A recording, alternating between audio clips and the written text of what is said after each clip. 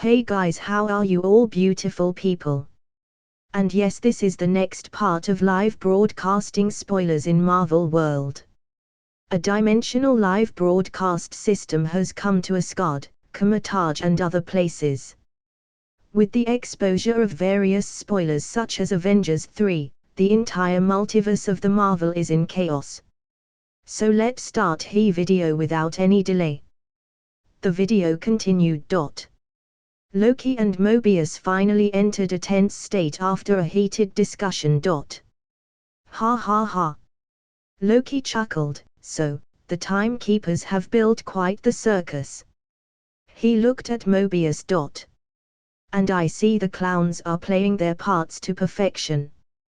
Mobius didn't get angry but also laughed. A big metaphor, guy. I love that. It makes you sound super smart. Looking at the slippery old greaser in front of him, Loki frowned slightly, then spoke with an arrogant face. I am smart. I know. Mobius shook his head and reached out to activate the orb machine in front of him. The machine released a projection image, which was projected on the space in front of them, and actually formed a screen. In the otherworldly stream room, 4 men and 1 woman looked at the scene in front of them, and a strange sense of dissonance suddenly arose in their hearts. Are we now watching a live broadcast of Loki watching a live broadcast? After saying this tongue-twister-like sentence, Stephen Strange revealed a bitter smile. But soon, his expression slightly changed. The scene of Mobius's machine, projected in the air, turned out to be New York. Loki coldly asked, "What is this?" "A sampling of your greatest hits. If I may." Mobius stretched out his hand and pressed the button on the machine. The picture instantly changed from New York City to a group of men and a woman, pointing weapons at the camera. Looking at the familiar Avengers on the screen, Loki closed his eyes and revealed a little embarrassment on his face. On the projection, Loki, who was black and blue all over, spoke. "If it's all the same to you, I'll have that drink now." What is this?" In the live streaming room, Loki was stunned as he watched the live broadcast of the live broadcast on the screen. For a moment, he actually had the faint impulse to scream in a fury. "Are you kidding me? How can my future be nothing but bad luck? It's all bad luck." Moreover, in the projection, there was even Thor. Thor was among the people who were pointing weapons at him. Thinking of that, Loki secretly gritted his teeth.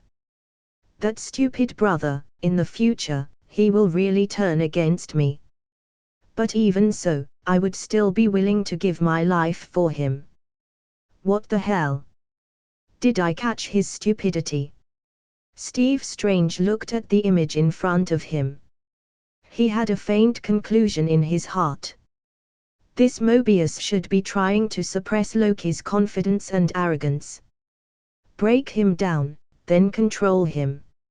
After all, being a doctor, Strange was no stranger to simple psychological tricks. "Oh, is this my future invention, the battle suit? It does look beautiful." Looking at the Iron Man standing in the crowd, in the projection, Tony nodded with satisfaction. "Sure enough, I would join this so-called the Avengers in the future.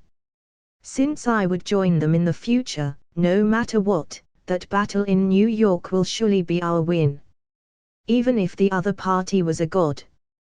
The video continued. Looking at Mobius, Loki coldly said. "I remember I was there. Anything else?" Mobius placed his drink down and spoke in a low voice. "It's funny. For someone born to rule, you sure do lose a lot. I could even say, it's in your nature." Seemingly poked at a sore spot, a fierce light emerged in Loki's eyes. There was a hint of threat in his voice. "You know, things didn't turn out so well for the last person who said that to me. Oh yeah, Phil Coulson. Mobius pressed the button again. A middle-aged bald man with a ray gun appeared in the projection. Suddenly, Loki appeared from behind him and stabbed the bald man with a blade. Looking at the image in the projection, Mobius said, "Didn't the Avengers come together to avenge him by defeating you literally?" Loki coldly retorted. Little solace to a dead man. At this time, in Asgard, looking at Loki on screen, Frigga's expression turned to sorrow. What would happen in the future that would turn her youngest son this cold? Do you enjoy hurting people? Mobius presses the button again, and this time the image on the projection became images of the Shi'Tori attacking New York. The rays from the cannon fell like a rainstorm onto the streets, and citizens fled in alarm. Making them feel small. Making them feel afraid. Making them feel little. Listening to Mobius's faint voice, Loki seemed to have finally realized the other party's tricks. He looked up and said, "Your games don't frighten me. I know what I am. A murderer." Mobius stated but questioned if he really knew it. "A liberator," Loki said with a somewhat argumentative attitude. "Of eyeballs maybe." Mobius pressed the button again. In the projection, Loki was wearing a suit and holding a device. Stabbing it into someone's eye socket to dig their eyes out. "Look at that smile, you are enjoying that." Mobius continued to push. "Did you enjoy hurting them?" Loki's expression had become somewhat tense as he looked left and right for a moment. "I don't have to play this game, I'm a god." Mobius was like an eagle staring at its prey. He asked, "Of what again?" "Mischief, right?" He turned to look at the screen. "I don't see anything mischievous about this." Indeed, at this moment, what was reflected in the projection was pure violence and terror. Seeing Loki's silence, Mobius slightly sighed. "Let's talk about your escapes. You are really good at doing awful things, and then just getting away. What can I say? I'm a mischievous scamp." Loki's words were filled with anger. Mobius listened thoughtfully, stretched out his hand, and pressed the button. "This is one of my favorites." In the projection, Loki was disguised as an ordinary human. He was on an airplane, snatching away a large amount of money by clever means. The most incredible thing was that when Loki jumped out of the plane with the money, at the last moment, a rainbow ray of light fell from the sky and took him away. Mobius looked at him and couldn't help but stretch out his hand to pat the table. "I can't believe you were DB. Cooper. Come on. I was young and I lost a bet to Thor." Loki's face actually showed a little embarrassment, as if he was regretting the nonsense in his youth. But Loki just defended himself for a while and immediately turned to attack and asked Mobius, "Where was the TVA when I was meddling in these affairs of men?" Mobius revealed a mysterious smile on his face. "Oh, we were right there with you. Just surfing that sacred timeline." "Oh." Loki frowned slightly and sarcastically said, "So that had the timekeeper's seal of approval. Did it?" "Well, I wouldn't think of it in terms of approval or disapproval. That's sort of a..." Halfway through, Mobius lost his trail of words and simply turned the topic back. "Let's get back to escapes and a little psychobabble. What is it do you think that you're really running from?" Hearing this, Loki seemed to have had enough of Mobius's mind games finally. He directly stood up from his chair. Seeing that, Mobius took out the controller without hesitation, and as soon as he pressed the button, Loki returned to the chair. Seeing Loki look annoyed, Mobius laughed. See, I can play the heavy keys too. Faced with this level of time manipulation, Loki, who had lost his powers, could only spread out his hands and helplessly say, I was just standing up to make a point. Mobius replied, I'm sorry, go ahead. But it would be less meaningful now. Loki whined with an aggrieved expression. Mobius, okay, well, stay seated. Loki was even more upset, I'll do what I want to do. Mobius wasn't annoyed at all, sure. In the otherworldly live streaming room. Looking at the strange interaction between these two people on screen, Tony and others all turned their heads to Loki with a look of disbelief on their faces. Hey, why are all of you looking at me like that? Feeling some kind of rudeness in the crowd's eyes, Loki shouted with some annoyance. No way. Wanda's eyes widened, and she pointed at the screen with one hand while looking at Loki and shouted. Just now, were you whining to that old man on the screen? Those girls in my classroom like to torment boys like that. What? You little girl. Before Loki had time to get angry, Tony thoughtfully remarked. The supermodel I met last time did the same thing to me. No matter what I asked her to do or not to do, she would whine like that. Women, so much trouble. Stephen Strange seemed to remember something, then shook his head and sighed. I'm a man, no. I'm a god. You bastards. Do you want me to kill you? Loki's angry roar instantly rang all over the live streaming room. The video continued. Loki got up from his chair angrily and walked to the corner of the room. Like a trapped beast, Loki suddenly turned around and asked Mobius. What exactly is it that you want? Mobius, I want you to be honest about why you do what you do. Loki bitterly replied, liar. I'm serious. Mobius also stood up from his chair. All I seek is a deeper understanding of the fearsome god of mischief. What makes Loki tick? Loki seemed to break down a little. He tilted his head and muttered. I know what this place is. It's an illusion. Staring at Mobius, Loki's voice and expression became gloomy. It's a cruel, elaborate trick, conjured by the weak to inspire fear. A desperate attempt at control. Loki opened his hands with a sneer on his lips. You all parade about as if you're the divine arbiters of power in the universe. Mobius nodded, we are. Loki instantly, you're not. Loki firmly said, my choices are my own. Your choice is your own. Good, let's go with that.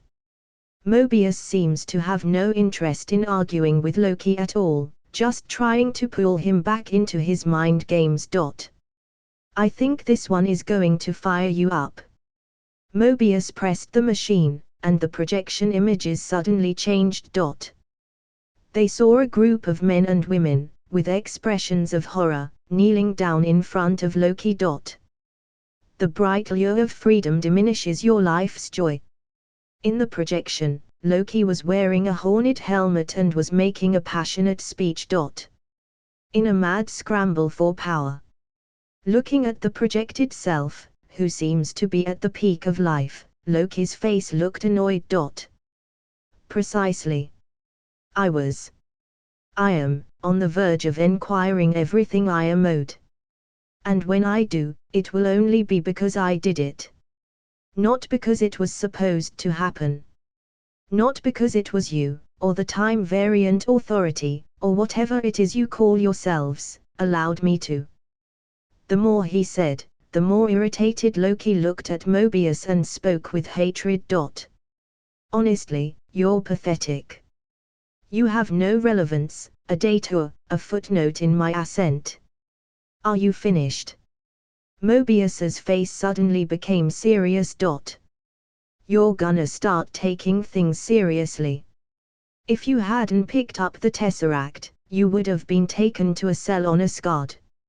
Mobius pressed the machine, and the picture on the projection changed again. They saw that Loki was handcuffed by chains and walked up to the Queen, Frigga. What?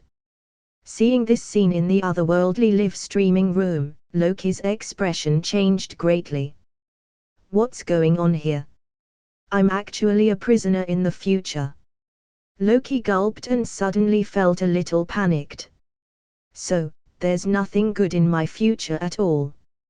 Looking at Frigga in front of him, Loki spoke proudly. Hello, Mother. Have I made you proud? Frigga's face was full of worry. Please, don't make this worse. In time variance authority, because Loki has never seen the future, he directly scoffed at the projection. What is this? This is nonsense, more tricks, it never even happened. Mobius pointed at Loki. Not to you, not yet. Look, the TVA doesn't just know your whole past, we know your whole life. How it's all meant to be. Think of it as comforting. This is absurd. Loki shook his head in disbelief as if he didn't believe Mobius at all. But the projection continued. Frigga, am I not your mother?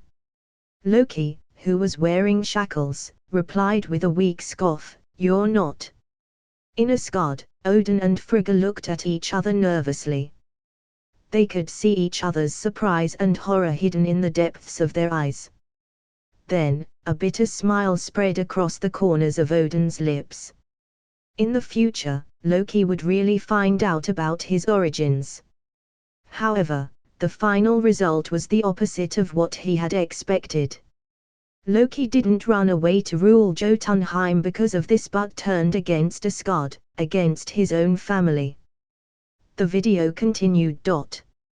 Frigga didn't get angry but came up and softly said. You're always so perceptive about everyone but yourself. Loki looked at the projection with a confused face. Suddenly, Mobius's indifferent voice rang in his ear. And then the Dark Elves attacked the palace, and you think you were sending them to Thor?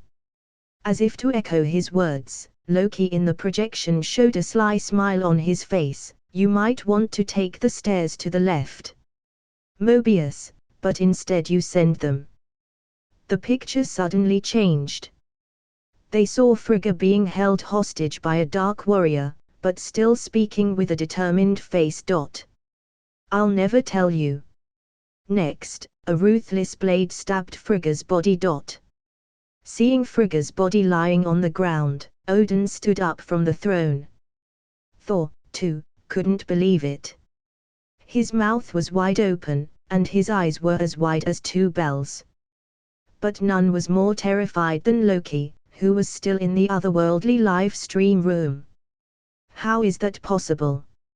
Loki's body shook violently. His face turned pale. He never thought in any way that he would inadvertently get his own mother killed in order to inflict harm on Thor. At this moment, Loki was completely dumbfounded, even stupefied. His brilliant mind had almost stopped working. The endless panic was like a tidal wave that flooded his whole body in an instant. The video continued. Staring at Frigga's body in the projection, Loki's face greatly changed. The original confident and arrogant expression on his face was instantly reduced to nothing, and all that remained was horror and shock. Trembling all over the scene, Loki shook his head, and suddenly, like grabbing a lifeline, he bellowed, "Where do you have her? Where is she?" Mobius shrugged his shoulders. You led them right to her. Loki shouted angrily, "I don't believe you, you're lying, it's not true." "It is true." Mobius's face finally showed a charismatic expression as he pointed his finger at Loki's face and barked. That's the proper flow of time. And it happened again, and again, and again. Because it's supposed to, because it has to. The TVA will make sure of it. Loki still seemed reluctant to believe it and just continued to ask, "Where is she?" Mobius ignored his question and continued to ask, "Now, why don't you tell me? Do you enjoy hurting people? Do you enjoy killing?" Loki responded angrily, "I'll kill you." Mobius coldly asked, "What, just like you did your mother?" This sentence finally broke Loki's defense. He grabbed the chair beside him in anger and threw it. The chair missed Mobius but smashed the projection in the air. Seeing Loki's desperate jump up, Mobius immediately pressed the time controller in his hand and turned Loki's time back again. Loki suddenly fell to the ground and frowned in pain. Seeing this, Mobius spoke with some regret. "Sorry, the time twister just loops you, not the furniture." Reaching down and putting the time twister in his suit pocket, Mobius looked down at Loki, who was sitting on the floor, and spoke in a questioning tone. "You weren't born to be king, Loki. You were born to cause pain, and suffering, and death. That's how it is, that's how it was, that's how it will be." He reached out and started the machine on the table again. "All so that others can achieve their best versions of themselves." With Mobius's words, Iron Man, Hulk, Thor, and the others appeared on the projection. They formed a circle, armed to the teeth and ready to fight. In the otherworldly live stream room, watching this exciting scene on screen, Loki's whole body froze in place. His mind was blank for a while. This is my destiny. My life is doomed to be a sad villain and then be defeated by those so-called Avengers. The most frightening thing was that, according to Mobius, the correct sacred timeline should be like this, and there should be no change at all. The existence value of him, Loki, was to become the sharpening stone of those heroes, who finally failed miserably and turned into the dust of history. The more he thought about it, the more appalled he was. Loki's eyes shot out in despair and reluctance, and he couldn't help but clench his fists. No. What kind of sacred timeline is that bullshit? Now that I know the tragedy ahead, I will do my best to change it. My life is my own. At this time, the picture in the live stream room paused, and then the system's emotionless voice rang. Single quiz begins. Because this broadcast is requested by one person, only Loki can answer. Question: how did Loki escape from Mobius's control? The video live broadcast was paused. There was still silence in the live stream room. Almost everyone kept silent, and their eyes looked at Loki. Everyone had a trace of sympathy. To actually inadvertently and indirectly kill his own mother. Even if it happens in the future, it was enough to be called a tragedy. Thor: Loki. Tell me it's all fake. How could you kill mother? Thor: also, why did you say that you're not mother's son in the future? What's all this about? Loki Odinson. Thor, who was one-track-minded after seeing the impactful images just now, was dumbfounded. At his side, Odin on the throne and Frigga standing beside him, all had an ugly expression. The huge impact of the scene just now wasn't only for Loki in the live stream room but also a huge shock to them. Needless to say, Odin, his son, and Frigga, who saw her own body with her own eyes, now only felt that her heart was pounding and she couldn't calm down. Odin was shocked. Dark elves. Odin never dreamed that they would be in the live broadcast. It had been a very long time since he last heard this name. 5,000 years ago, the Dark Elves retired from history after being defeated by his father, Bor. If it weren't for the live broadcast's reminder, Odin wouldn't have dreamed that there were remnants of these elves hiding in the shadows. Moreover, how dare they invade Asgard and even kill his queen? Damn it! Odin clenched his fist bitterly, and suddenly, his heart felt cold again. Through the previous live broadcast, he already knew that Asgard would collapse in the future, and he, himself, would fall. Will all this have anything to do with those dark elves? Thinking of that, Odin's face showed a bitter smile once again. Seeing that Loki refused to recognize Frigga as his mother in the video, he already knew that in the future, his adopted son would find out about his origins. At that moment, Frigga's voice, with a few sobs, reached his ears. "My poor child." Odin turned his head and saw his own queen covering her mouth with her hand, and tears had already appeared in her eyes. Even after seeing her own body on screen, Frigga's biggest concern at the moment was still the child she raised. Loki. Seeing the queen's appearance, an impulse rose in Odin's heart. He wanted to tell Loki about his origins in advance so as to minimize the impact on Loki after this incident would be exposed in the future. But just when Odin opened his mouth to tell Loki about his origins, he suddenly hesitated again. If he exposed it in the chat group through Thor, then not only Loki, but all those who were seeing this live stream would know this secret. Then, the dirty laundry of Asgard's royal family would be completely revealed to the world. Just when Odin hesitated, some people in the chat group started to discuss it. Peter Parker, hey, this is a terrible tragedy. I wonder if I can do something to help Mr. Loki.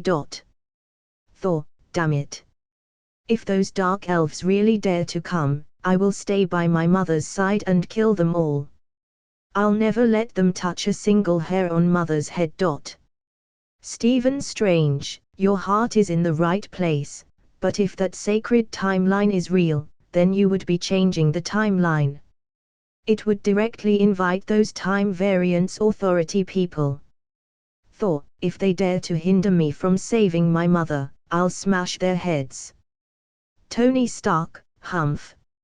From the screen, those armed guards of the TVA don't have any extraordinary high-tech weapons except for the sticks in their hands, and even the attacks are relying on close physical combat. Tony Stark, just let me make my own battle suit. I can beat 10 of them alone. No. 100. Peter Parker, Mr. Stark, you're really confident, but the boss of the Time Variance Authority seems to be someone who can intervene in the whole multiverse. Peter Parker, how can such a person be defeated? Tony Stark. Master Mordo, don't worry so much. According to the Sorcerer Supreme's estimation, the 3 so-called timekeepers are probably fabricated to deceive people. Even if they really exist, they're definitely not as terrifying as those rendered in the video. Stephen Strange, now that Master Ancient One has said so, I can relax too. Strange was confident in the Ancient One's ability to see through everything. At that moment, he exhaled and turned his head to look at Loki, who was silent. He whispered, "What do you think about the question raised by the system?" Hearing Strange's words, Loki spoke without thinking. "The question is very simple, I already know the answer." Hearing Loki say so, Peter Parker, standing on the side, had a sudden flash of light in his mind and instinctively blurted out, "Right, it's that controller." "Oh." Loki glanced at Peter with a hint of appreciation in his eyes. "You're still a little smart." Next, he looked up directly and answered loudly, "I'll find a way to steal Mobius's time twister controller. And then escape." By now, Loki had clearly seen that Mobius's only means of controlling him was the time twister controller. In other words, as long as he got that thing, Mobius couldn't do anything to him. Ding. Loki Odinson has answered. The quiz system will rule. Ding. Loki Odinson's answer is correct. He. Loki laughed gently, and his face became even more confident. Loki Odinson gets 100 live broadcast points, which can be used to request the broadcasting of past or future events related to himself. Loki Odinson won a random reward. Unlocking Frostman, the Scourge, summoning Death Knight and Frost Wyrm. Sensing the sudden rush of information into his brain, Loki's face was slightly dull. Whether it was the Death Knight or the Frost Wyrm, their names were ominous. But soon, his attention shifted to the big screen in front of him. The video continued. Looking at Loki sitting on the ground with a gloomy face, Mobius went up and held out his right hand. Loki hesitated, then suddenly grabbed Mobius's hand and stood up from the ground. At this moment, the door opened, and the black female guard came in. Hearing that something went wrong again, Mobius sighed with regret. He pointed to Loki and said, "Don't go anywhere," and left the room with the female guard. A few minutes later, Mobius returned to the room. But Loki had disappeared from his sights. He instinctively reached into his suit pocket to look for the time twister controller, but the expression on his face immediately froze. His pocket was empty. Just now, Loki stole the controller from him when he pulled him up from the ground. Yes. In the otherworldly live stream room, Loki made a fist with his right hand and let out a cheer. Looking at the annoyed expression on Mobius's face on the screen, he suddenly felt that the pent-up anger in his heart had dissipated a lot. Since entering this live stream room, all Loki saw was his unfortunate future, causing his mind to fall into a low point for a while. But no matter what kind of blow, Loki was still the god of mischief. Few people in the world could compare with him in terms of intrigue and schemes. The video continued. After successfully escaping, Loki rushed to an office-like place and his eyes soon lit up as he spotted an acquaintance. At first, after arriving at the TVA headquarters, the black female guard handed over the Tesseract in her hands to a receptionist with a nation face. Loki walked up to the man and pulled him behind the table. "What's your name?" The man replied. "Casey." "Give me Tesseract, or I'll gut you like a fish, Casey." "What's a fish?" Casey asked, cowering. "How do you not know what a fish is?" Loki looked stunned, then immediately threatened. "Death, Casey. Violent, painful, death." Okay. I comply." Casey raised his hands, stood up, and opened a drawer. He took the Tesseract out. "This one." After getting the Tesseract, Loki breathed a sigh of relief. But when he looked into the drawer, his expression suddenly froze, as if he had been slammed with a stick, and he immediately froze on the spot. Red, green, blue, orange. Such an ordinary drawer actually contained more than a dozen infinity stones. How do you have these?" Because of the excessive shock, Loki's voice was a little out of tune. Casey glanced at the drawer, then shook his head carelessly. "Oh, we actually got a lot of those. Yeah. Some of the guys use them as paperweights." "Are you kidding me?" Looking at a drawer full of infinity stones on screen, from Asgard to Kamar Taj, countless people were shocked and speechless. Like an avalanche, like a tsunami, the strong impact instantly stunned them. How is that possible? How can this happen? Odin's pupil shrunk, and shocking emotions swept through his heart. A drawer full of infinity stones. How is that possible? People knew, when his father, Bor, was fighting against the Dark Elves, it took years of bloody battles to defeat them finally. It was so challenging to win because the Dark Elves controlled the ether, which was the reality stone. Odin could clearly see that there were 2 red reality stones in that drawer. At this moment, Odin had the impulse to reach out and rub his eye. It can be seen that what was happening in front of them was astounding. Spare the God King Odin's understanding and experience, he felt a burst of bafflement and seriously doubted whether he was hallucinating. The Time Variance Authority. Whispering the term, Odin's mind was suddenly stirred up. It seemed that the power and terror of this institution were beyond his imagination. Master Ancient One, this can't be real, right? In Kamar Taj, Master Mordo's eyes were wide open, his face pale, and even his voice was trembling. Those are the Infinity Stones. A treasure powerful enough to shake the entire universe. But in that the Time Variance Authority, they were actually being used as a paperweight. Just now, the Ancient One claimed that the Timekeepers weren't as powerful as it seemed, and Mordo felt relieved. But now he discovered that Master Ancient One might be wrong. This Time Variance Authority was simply too terrifying to describe. The face of Master Wong, standing next to Mordo, instantly solidified, and his body stood still as if he was petrified. It was because they understood how precious the Infinity Stones were that the 2 of them acted so alarmed. Feeling the horror in the hearts of the 2 capable subordinates around her, Master Ancient One gently sighed. She stopped shaking the fan in her hand and slowly said, "Mordo, Wang, you should remember that I told you before that the universe we are in is just one of the infinite universes." Upon hearing this, Mordo and Wong suddenly had a glimmer of light in their stupefied eyes. The world is infinite.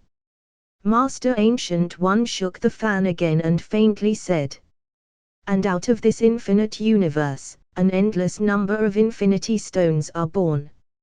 It's just." Master Ancient One smiled gently. "These stones are only valid in the universe where they were born in. Once they leave the origin universe, they're just ordinary stones and become useless." Speaking of which, Master Ancient One suddenly paused. Maybe they can be used as paperweights. Is that how it is?" Mordo and Wong looked at each other and suddenly burst out laughing at the same time. In the otherworldly live streaming room. "Heh, this is too exaggerated." Stephen Strange shook his head. His face didn't look good. In the previous live broadcasted video, his future self almost lost his life in order to prevent Thanos from getting the Infinity Stone. But who would have thought that in this inexplicable Time Variance Authority, these magical stones were thrown away like pebbles on the roadside? At this time, Loki, standing next to him, looked ugly to the extreme. If the Time Variance Authority is so powerful, doesn't it mean that the so-called sacred timeline is real? In this way, he, Loki, could only follow the established path towards a miserable life. Once he changed his life, he would be killed by the Time Variance Authority. With their overbearing style of treating the Infinity Stones like dirt, no one knew what kind of terrifying strength they were hiding. To kill him, a mere Loki would be easier than stepping on an ant. Just when Loki was more and more frightened by his thoughts, and his body began to tremble slightly, Master Mordo suddenly spoke in the chat group. "Master Mordo, hey. Strange, are you scared already?" Tony Stark, nonsense, what would you do if you saw that scene in front of your eyes? Master Mordo, ha ha ha ha ha, so that's the difference in perspective. Master Mordo, listen, these Infinity Stones must have been collected by the Time Variance Authority from various multiverses.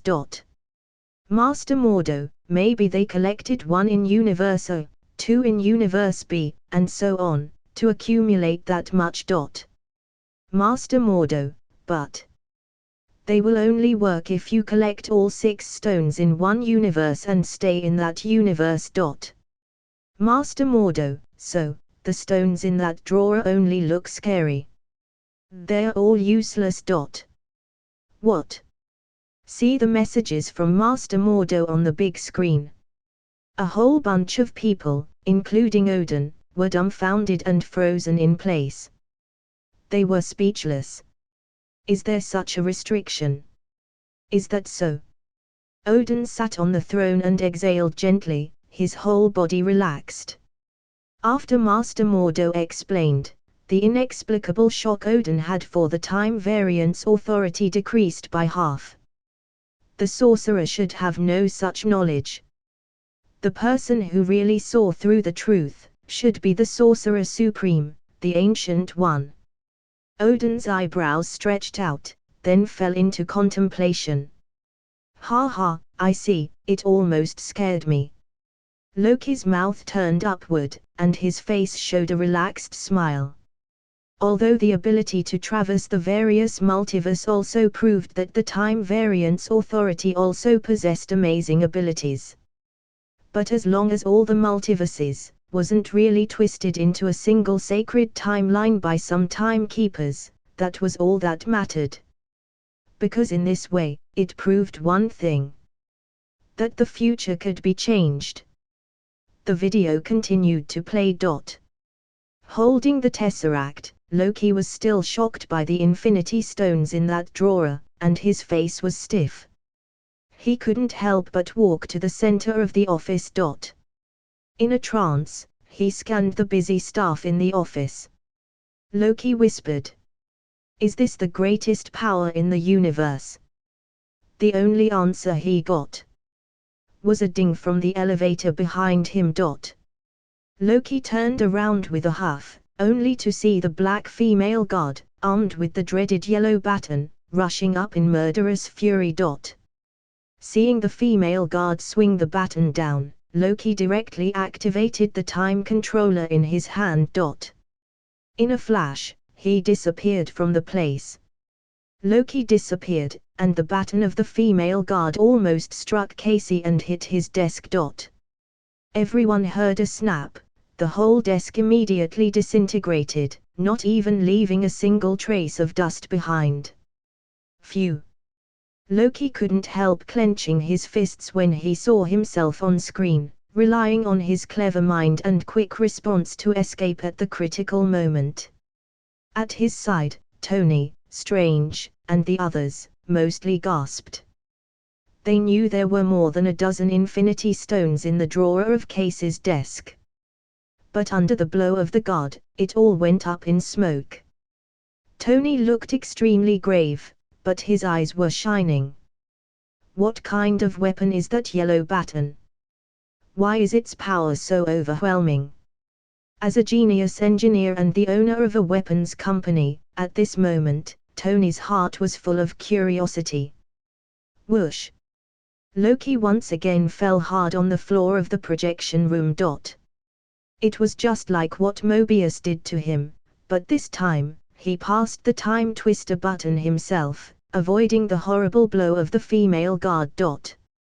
Looking at the frozen Avengers projection in front of him, Loki walked to the seat where Mobius sat previously and took a seat. He started trying to figure out the orb-like projector in front of him.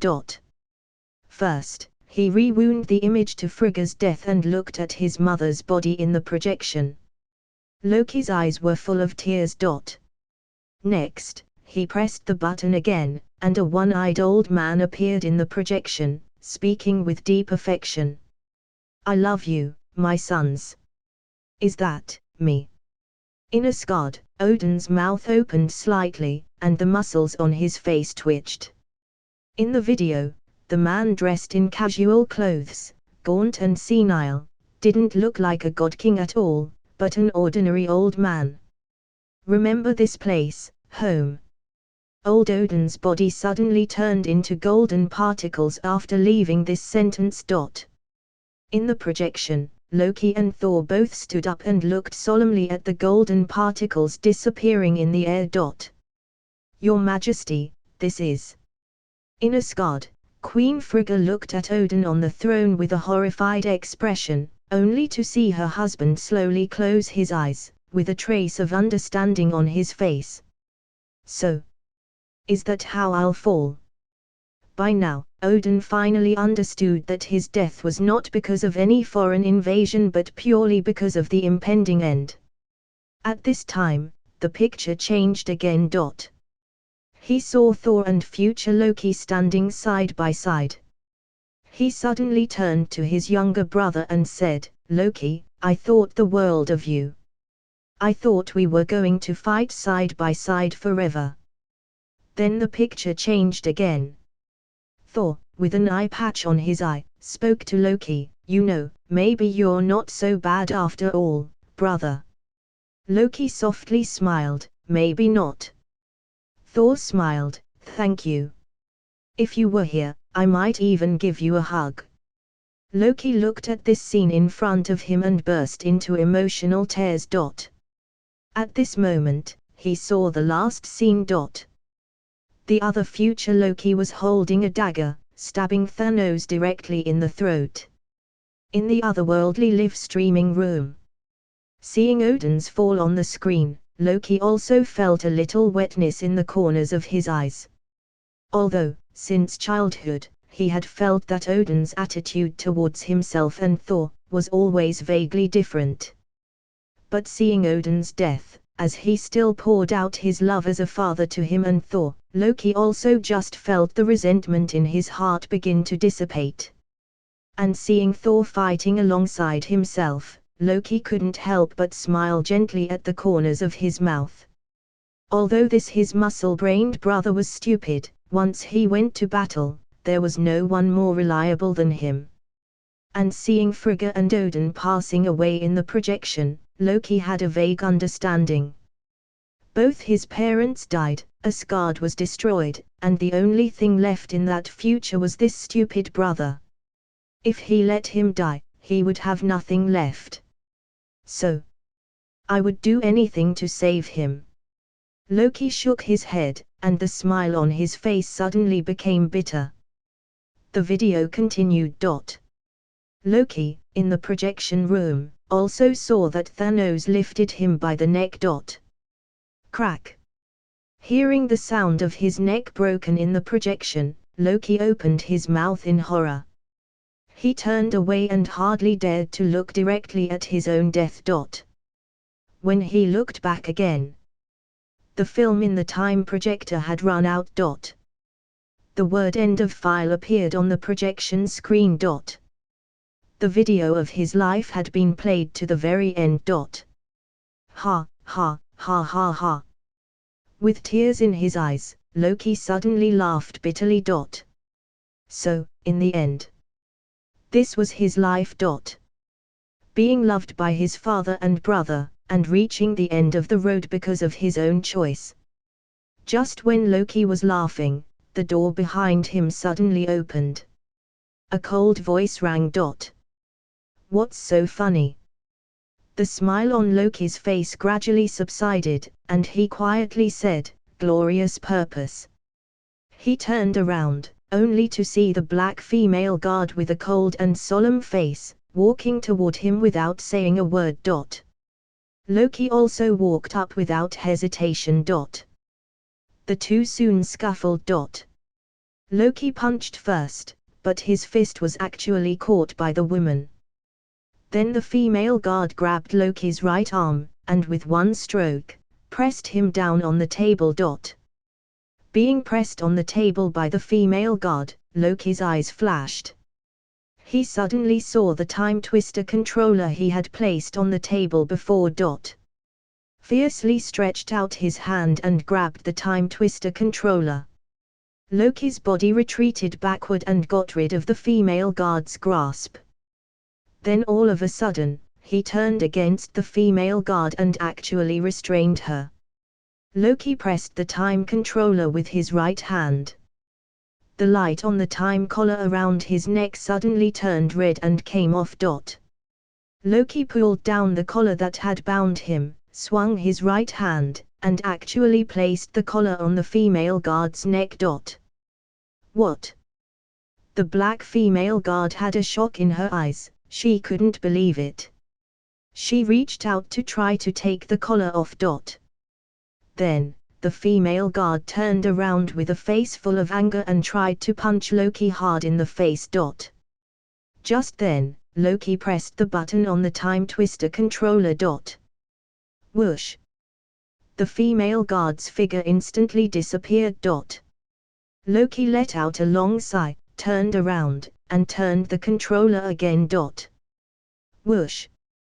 The black female guard stumbled out of thin air and then disappeared again. Her time was completely controlled by Loki. Loki cocked his head with a curious face and continued to turn the controller. Stop it! Stop it! The female guard's figure kept appearing in front of Loki and then kept disappearing, squeezing a word in every time she flickered in. Loki didn't care at all, his eyes were fixed on the controller in front of him, just like a child who got a new toy, turning the instrument left and right. Stop! The female guard's figure turned swiftly and instantly disappeared and surprisingly left a trace of residual shadow in the air.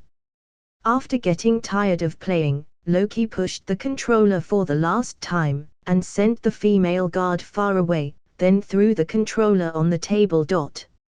Ha ha ha!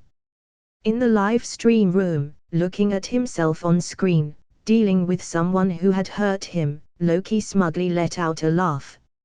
Sure enough, this was the god of mischief. Earlier, the black female guard relied on Time Variance Authority's strange technology to abuse Loki to the point of misery. This time, she got what she deserved, and he got his revenge. The video continued. Loki, after turning away the black female guard, walked to the side of the room holding the tesseract and sat down on the steps. At this time, the door of the room opened, and an armed Mobius came in. Loki, nowhere left to run. Listening to Mobius's words, Loki crossed his fingers and spoke in a low voice. I can't go back, can I? Back to my timeline. Mobius was silent. Loki gently sighed. I don't enjoy hurting people. I don't enjoy it. I do it because I have to. Because I had to. Loki spread his hands out, his face looked helpless. Because it's part of the illusion. It's the cruel elaborate trick, conjured by the weak, to inspire fear. This sentence was used by him to accuse the Time Variance Authority before. But now, when he said the word weak, Loki pointed his finger at himself. Mobius responded. A desperate play for control. You do know yourself. Loki sighs, in a low voice, he said, I'm a villain. In the live streaming room, everyone's eyes, once again, focused on Loki. The famous god of mischief felt that his face was warming up, and his heart was full of displeasure. What is this? I, in front of Mobius, a weak human, a lackey of the TVA, admitted that I'm weak. Such a move can only be described as surrender. Could it be that my future self, after seeing the series of tragedies in the projection, finally had a mental breakdown? Did I decide to submit to the Time Variance Authority? Isn't that what that bastard Mobius wants? However, as Loki's anger rose, his eyes looked bright. No way. I'm Loki, the god of mischief. Behind every action, there must be a scheme. The video continued. Loki picked up the tesseract that was lying on the ground. Seeing that, Mobius smiled. You tried to use that? Oh, several times. Loki shook his head gently. Even an infinity stone is useless here. Ha! The TVA is formidable. Hearing that, Stephen Strange's eyebrows slightly moved. According to Master Mordo, infinity stones could only function in their origin universe. Combined with the situation in the live broadcast video, he was now sure that the location of the Time Variance Authority headquarters should be outside their universe. That's why the Infinity Stones aren't working. There was nothing unusual about this reasoning, but if one were in their headquarters, one would really feel intimidated. Seeing Loki's look of being shocked speechless, Mobius indifferently said, "Listen, I can't offer you salvation, but maybe I can offer you something better. A fugitive variant has been killing our Minitemen." Loki walked up to Mobius with a look of understanding. "And you need the god of mischief to help you stop him." "That's right." "Why me?" Mobius frankly said, "Because the variant we're hunting is you." "I beg your pardon." Eyes widening, Loki had an incredulous look on his face. "Another me?" In the live streaming room, Loki's eyebrows were also wrinkled. But soon, a little understanding rose in his heart. Maybe the person Mobius was talking about is another me from the multiverse. Humph. Ha ha ha ha. Thinking of that, Loki suddenly looked up and laughed. "I, who could make the Time Variance Authority helpless and had to seek help from me. The fugitive variant Loki is really worthy of our name. Mr. Loki, are you going to join the Time Variance Authority?" Peter Parker scratched his head, and his face looked puzzled. He didn't like seeing these people who disregarded human life. These Time Variance Authority people, easily turning others into ash. "Humph, kid, you wouldn't understand." Loki's face revealed his trademark evil smile again. "The future me must be pretending to join the Time Variance Authority, then disrupt or even control the organization from within. After all, the stronger the fortress, the easier it is to break down from the inside." Ha ha ha. Looking at the triumphant Loki, Tony slightly shrugged his shoulders and whispered, "Cunning liar." The environment in the video had changed. In the office, Mobius walked up and handed Loki a uniform jacket. "Put it on. There's been an attack, let's go." Watching Loki put on the uniform with the TVA logo, Mobius gently "Looks good, let's go." Loki followed Mobius to the hall of the Time Variance Authority. The black female guard with a B-15 number plate on her shoulder began to introduce the situation. C-20 and her team went dark shortly after they jumped into the 1985 branch. "We've grabbed enough temporal aura to know it's our Loki variant. But which kind of Loki remains unknown." When Loki heard this, he quickly corrected it. "They're the lesser kind, to be clear." In order to emphasize his words, Loki even nodded solemnly to everyone. "What a cocky guy." Looking at Loki's moves on the screen, Tony Stark murmured in a low voice, "Oh." Loki glanced at Tony and chuckled softly. "At least I don't have the word arrogance written all over my face like someone here." "Humph." Tony snorted and held his head high as if he didn't care about Loki's evaluation at all. The black female guard sighed, and then there was a faint smile on her lips. She said to Loki, "Let me see the back of that jacket." Loki looked at the jacket he had just put on and turned around in place with some uncertainty. When he turned around, everyone there could see that there was a word printed on the back of the jacket that Mobius gave him. Variant. He. Low laughter kept ringing, which seemed to remind Loki that he was just a prisoner right now. Loki's face sank, and he also noticed the problem. He turned back and said, "Very subtle, well done." The female god, "I don't want anybody out there to forget what you are." Loki retorted without hesitation, "Oh, your only hope in capturing a murderer."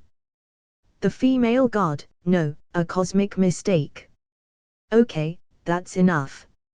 Mobius quickly came out to smooth things over.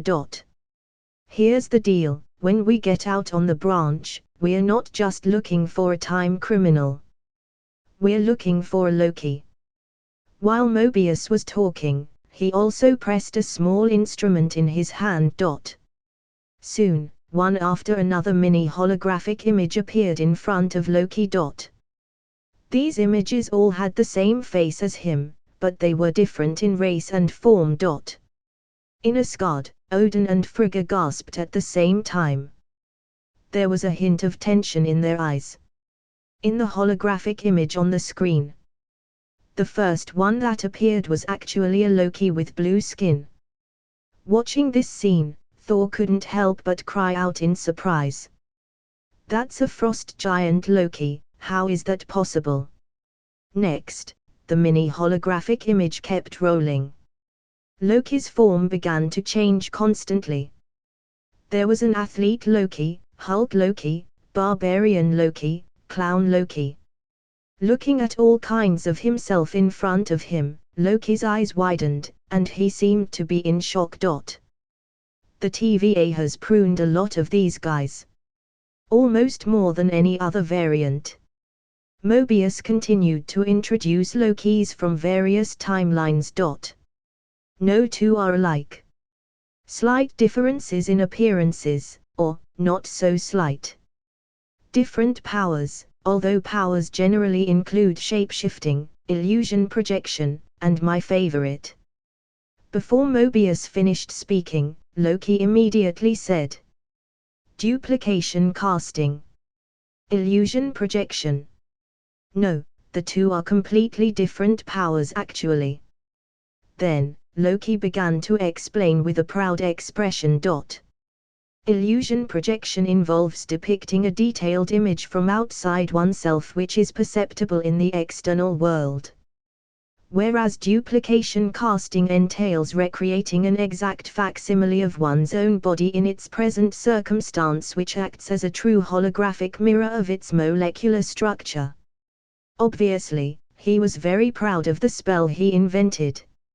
After Loki gushed, he deliberately asked. "But you already knew that." Looking at the arrogant look on Loki's face, Mobius's face also cooled down and directly began to assign tasks. "We're gonna break into two teams, including myself and Professor Loki." Mobius's statement immediately attracted the opposition of others. "Why?" Mobius sighed. "Because whoever this variant is, we haven't been able to find them. So, let's bring in an expert." Loki blinked smugly and pointed at himself. "That's me." After walking out of the hall, Loki asked Mobius for a weapon, but he was refused. But there was no disappointment on his face, and then he asked. "I'll have my magic back. No one is concerned about that. Of me betraying you?" "Nope." Mobius opened his hands with confidence. "Because you already know that we can catch you. And how is betraying us gonna get you any closer to the timekeepers?" Hearing this, Loki's steps suddenly stopped. He quickly turned back and asked, "An audience with the timekeepers is on the table." Mobius didn't directly answer his question and just said. "Keep that focus." Next, Loki and the Time Variance Authority went through the portal to America, the 19th century. Loki was still a bit confused and asked Mobius why they didn't directly arrive before the event so as to stop that variant Loki. As a result, Mobius simply said, "Nexus events destabilize the time flow. This branch is still changing and growing, so you got to show up in real time." In Kamar Taj, when hearing this somewhat ambiguous answer, Master Ancient One's expression remained unchanged, but a smile came out of the corner of her eyes. Sure enough, the ability of this time variance authority is nowhere near as divine as they make it out to be. Or rather, their time travel has considerable limitations. They entered a tent. They only found guard C-20's helmet there. In the face of her colleagues' doubts, the black female guard flatly said, "A Loki couldn't have gotten the jump on C-20. Hearing this, Loki seemed to feel his dignity was undermined and quickly retorted, I think you underestimate actually." But the female guard simply ignored him and just ordered her men to fan out and search. Seeing this, Loki suddenly claimed that the other variant Loki was outside, waiting for these time guards to show up. "I see a scheme, and in that scheme, I see myself." Loki spoke with a solemn face. They have a saying, in Asgard, "Where there's a wolf's ear, a wolf's teeth are near." In Asgard, Thor reached up and scratched his head, a bit puzzled, and asked, "We Asgardians have a saying. How come I have never heard of it?" Frigga smiled gently. Sure enough, her son was about to start fooling people again. But Loki's next words caused Frigga's expression to stiffen instantly. "It means to be aware of your surroundings." Loki shrugged his shoulders. "Which is absurd, because my people are, by nature, gullible fools. A trait that I, the god of mischief, exploited, time and time again." "Loki, what are you talking about?" Looking at Loki's prattle on screen, Thor's face was angry. The veins on his forehead stood out. "Our Asgardian people are not fools." Frigga sighed helplessly and couldn't help but look at her husband for fear that he would be angered by Loki's words. Unexpectedly, she found Odin sitting on the throne with a smile on his face. "My people." Odin leaned back on the throne, and there was some relief in his heart. It seems that his adopted son still regarded Asgard as his home. Loki's tone suddenly became intense. "You remind me of them. The Time Variance Authority and the gods of Asgard, one and the same. Drunk with power, blinded to the truth. Those you underestimate will devour you." Walking to the black female god, Loki sneered, "You underestimate me, just like you underestimate this, lesser Loki. Which is why you walked into one wolf's mouth after another." Next, Loki claimed that the other variant Loki was looking for was actually him. And he rightly believes that together, we can overthrow and rule the TVA. Speaking of which, Loki's tone suddenly became sincere. "But that's not what I want. I have a new purpose. I'm a servant of the sacred timeline, knowing what I now know about his tactics. I can deliver you the variant." Seeing this, Tony Stark suddenly burst out laughing. "A servant? God, Loki, you're pushing too hard with this performance." He turned his head and looked at Loki with a hint of ridicule in his eyes. "Do you think that Mobius will believe you, the god of mischief, as a willing servant? Looks like you're not so good at lying." Heh. In the face of Tony's ridicule, Loki's face revealed that sly smile again. "Ha ha ha ha, the eyes of mortals can truly only see this as far." Tony slightly frowned. Loki reached out with one hand to the big screen in the live streaming room and spoke in a light voice. "If you don't understand, look carefully. Wait a while, my actions will show you why I'm called the God of Mischief. The video continued. I can deliver you the variant. Loki walked behind Mobius and whispered in his ear. But I need assurances. Assurances that I won't be completely disintegrated the moment the job has been done. Right. Mobius nodded his head. Then, Loki's voice dropped even lower. I will need to speak to the timekeepers at once. They are in graver danger than we realize. Hearing Loki's alarming remarks, Mobius didn't move at all but raised his voice and directly said. He's lying. Just playing games. There's no one out there. The black female guard immediately ordered a reset of the timeline, turning everything that doesn't belong to this era into ashes. This is the deception of the God of Mischief. Tony laughed loudly. His eyes looked at Loki, full of provocation. You're so eager to meet those timekeepers, anyone can see your intentions. No wonder you were seen through so quickly. Oh, is that all you can see? Loki spread his hands and slyly said. You haven't seen the future. Me didn't expect to see the timekeepers so soon. He rambled on so long, just to stall those people from the Time Variance Authority. That way, they won't have time to search around. And that other variant Loki can get away with even more.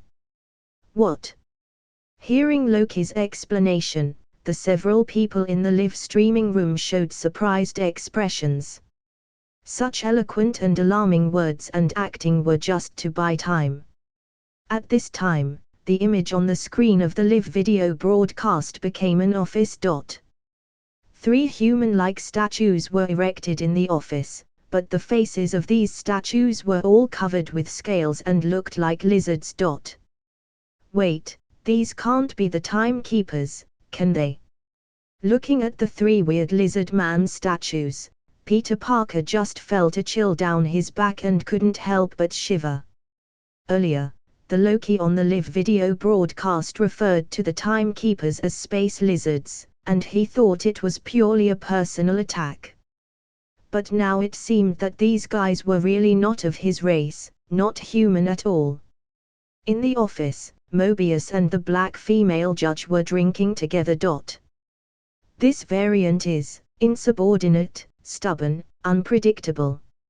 Female judge, Ravonna, glanced at the file, then looked up at Mobius sitting opposite, and raised an eyebrow. Ravonna, sounds like someone else I know. I was just thinking it sounds like someone I know. Mobius drank a mouthful of his drink. The female judge seemed to disagree with Mobius's actions. Towing a dangerous variant into the field is controversial. Yeah. Mobius openly said, it didn't go exactly the way I wanted it to today, but here's what we did find out. The variant likes to stall for time, and eventually we'll catch the other one doing the same thing. Because understanding this Loki helps me get closer to the one we're chasing. This guy.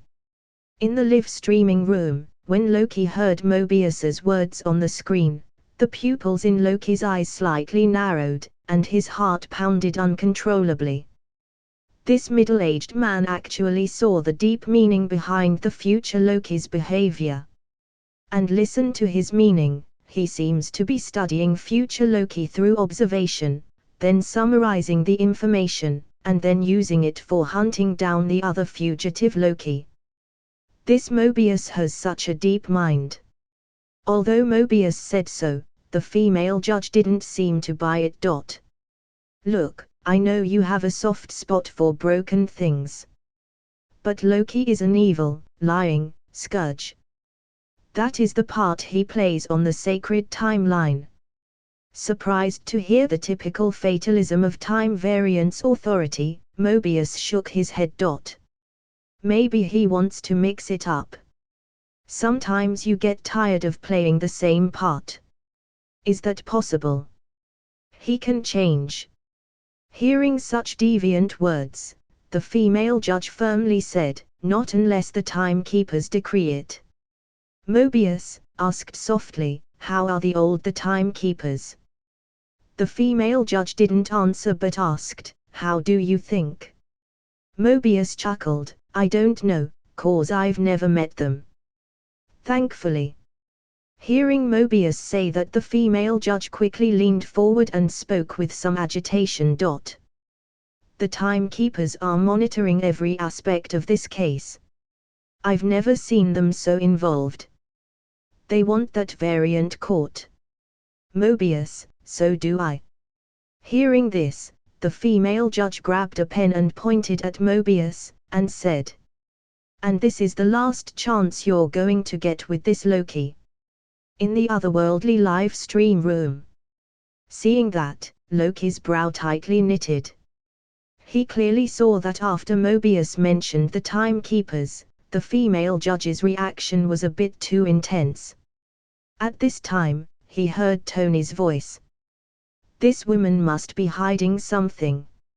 Loki turned his head, only to find that Tony was looking at him. Their eyes met, and they moved away at the same time. Seeing that the two men were still fighting, Strange stood by and chuckled. A billionaire, and a god from Asgard, fought like children. However, until now, Strange had some doubts. Do these timekeepers really exist? If so, why hasn't Mobius, such a senior agent, met them? Besides, if they are really the kind of bosses who can streamline the multiverse into a single sacred timeline, why were they so helpless against a single variant? In fact, Tony and Loki thought of the same thing. After all, there were too many flaws revealed in the female judge's words just now. Mobius left the office of the female judge and found Loki sitting outside waiting for him. Seeing Mobius's expression didn't seem to be very good, Loki quickly rushed up to him and gushed out his explanation. You're probably wondering what happened out on the mission. That was your first lesson catching a Loki. Expect the expected. Listening to Loki's chatter in his ear, Mobius finally couldn't bear it. Shut up, please. What happened to the guy that I met in the elevator, who didn't like to talk? Remember him? I don't care what makes you tick. You're here to help me catch the superior version of yourself. That's it. Hang on. Loki was a little annoyed. I'm not sure superior is quite the right word. There it is. Right there. Mobius sneered. I believe, stupidly, that insecure need for validation would motivate you to find the killer. Not because you care about the TVA mission, or being a hero. But because you know, this variant is better than you.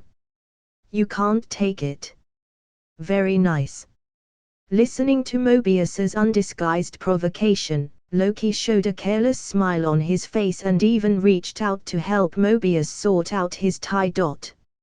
It's adorable, that you think you can possibly manipulate me. Opening his arms, the smile on Loki's face became more and more arrogant. I'm 10 steps ahead of you. I've been playing a game of my own all along. Mobius directly retorted. What? Charm your way in front of the timekeepers. Hustle them, then seize control the TVA. Am I getting warm? A double cross by history's most reliable liar. Loki's expression gradually became stiff, his mouth opened wide, and his face finally showed some shock. Seeing Mobius leave and press the elevator button, Loki finally couldn't help but ask. Okay. Why were you in there, sticking your neck out for me? Mobius pointed to Loki and said, I'll give you 2 options, and you can believe whichever one you want. A. Because I see a scared little boy shivering in the cold. And you kinda feel bad for that ice runt. B. I just really want to catch this guy, and I'll tell you whatever I need to tell you. Seeing this, Peter Parker gulped, and forcibly controlled himself to not look at Loki. Otherwise, he suspected that the look on his face might anger the guy with extremely high self-esteem. After all, in the confrontation on screen, Loki absolutely lost ground. Not only did he fall for Mobius's provocation, but his own plans were also completely seen through by his opponent. This was simply being completely crushed. Just then, Peter heard Loki's laughter. Ha ha ha, true to form, that fellow named Mobius seems to have been completely fooled. What?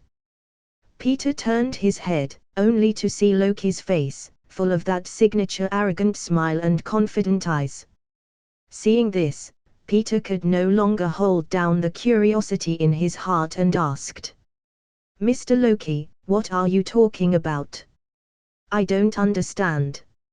Loki shrugged his shoulders and asked rhetorically with a relaxed look, "Let me ask you, who's my enemy in that live video broadcast?" Peter instinctively replied, "The Time Variance Authority." "That's right." The smile on Loki's lips was more and more meaningful. "So, does the Time Variance Authority have any other enemies?" Peter nodded his head. "Yes, that's the other Loki, so, that means..." At the same time that Peter's expression turned to realization, Tony and Strange both made a sudden realization-like sound. "I see. So that's it. Ha ha ha ha, that's right." Looking at the expressions on the faces of the crowd, Loki smiled smugly and said, "The enemy of my enemy is my friend. Not to mention the fact that that guy is just as much a Loki as I am. The plan of the future me should be to join hands with the fugitive Loki to fight against this TVA. Otherwise, at that scene before, why would I stall for time? Wasn't it to slow down Time Variance Authority so they wouldn't go after that Loki?" At this point, Strange asked with some curiosity, "In this case, why do you keep asking Mobius about the Timekeepers?" "Heh." Loki chuckled, "Diversion. I just want that guy to think that my plan is to approach the Timekeepers, and from the way Mobius acted in the broadcast, he was totally convinced of that." Loki was confident, and his eyes were full of pride. "When I saw the Loki on screen, repeating similar words in Mobius's ear over and over, I could already tell. This is the typical routine in deception. Occupy the other person's mind with opposite thoughts, so he wouldn't even think of my real purpose. This is called misdirection." Speaking of which, Loki finally burst out laughing. "Ha ha ha, did you see the expression on Mobius? He completely believed the assumptions he made, but he didn't think that this was just something I made him believe." Gulp. Peter Parker swallowed hard. His mind felt like a mess, and it took him a long while to think straight.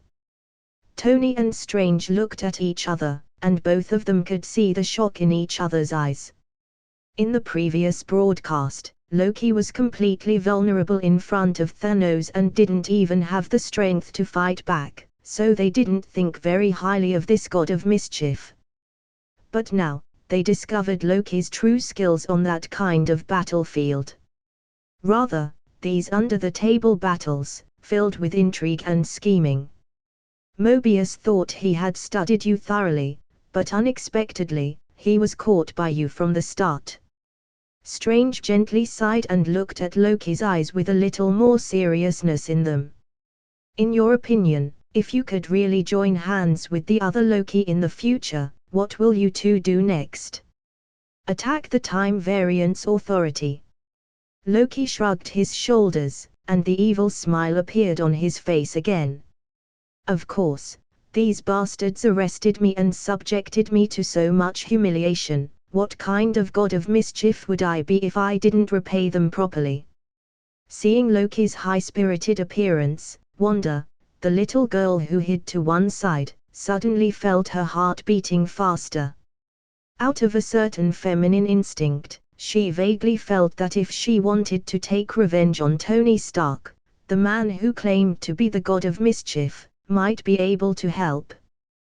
The video continued. Mobius gave Loki a last chance to go through all the files of every variant, to see if he could find anything from Loki's perspective. But Loki wasn't satisfied with this.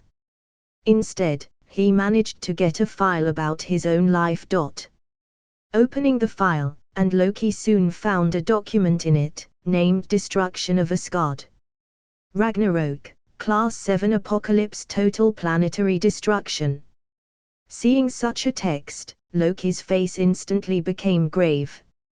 In Asgard, looking at the big screen in front of them, the pupil in Odin's one eye also contracted. Surprisingly, it was Ragnarok. Asgard was destroyed by that. In Asgard. Ragnarok, what's that? Looking at the destruction of Asgard on screen, Thor, with all his hair and beard, roared like a furious lion. Who is it? Who destroyed Asgard? Is it Thanos? I must kill him. Looking at his furious son, Odin lightly sighed. Calm down, Thor, it has nothing to do with Thanos. Seeing Thor look at himself with a puzzled face, Odin spoke with a bit of helplessness. It's all my responsibility. I've spent my whole life trying to stop her, but once my time comes, she will emerge from hell. After seeing himself disappear as a golden ray of light, Odin had already suspected, but now he was completely sure. Who? From hell? Thor was all ears.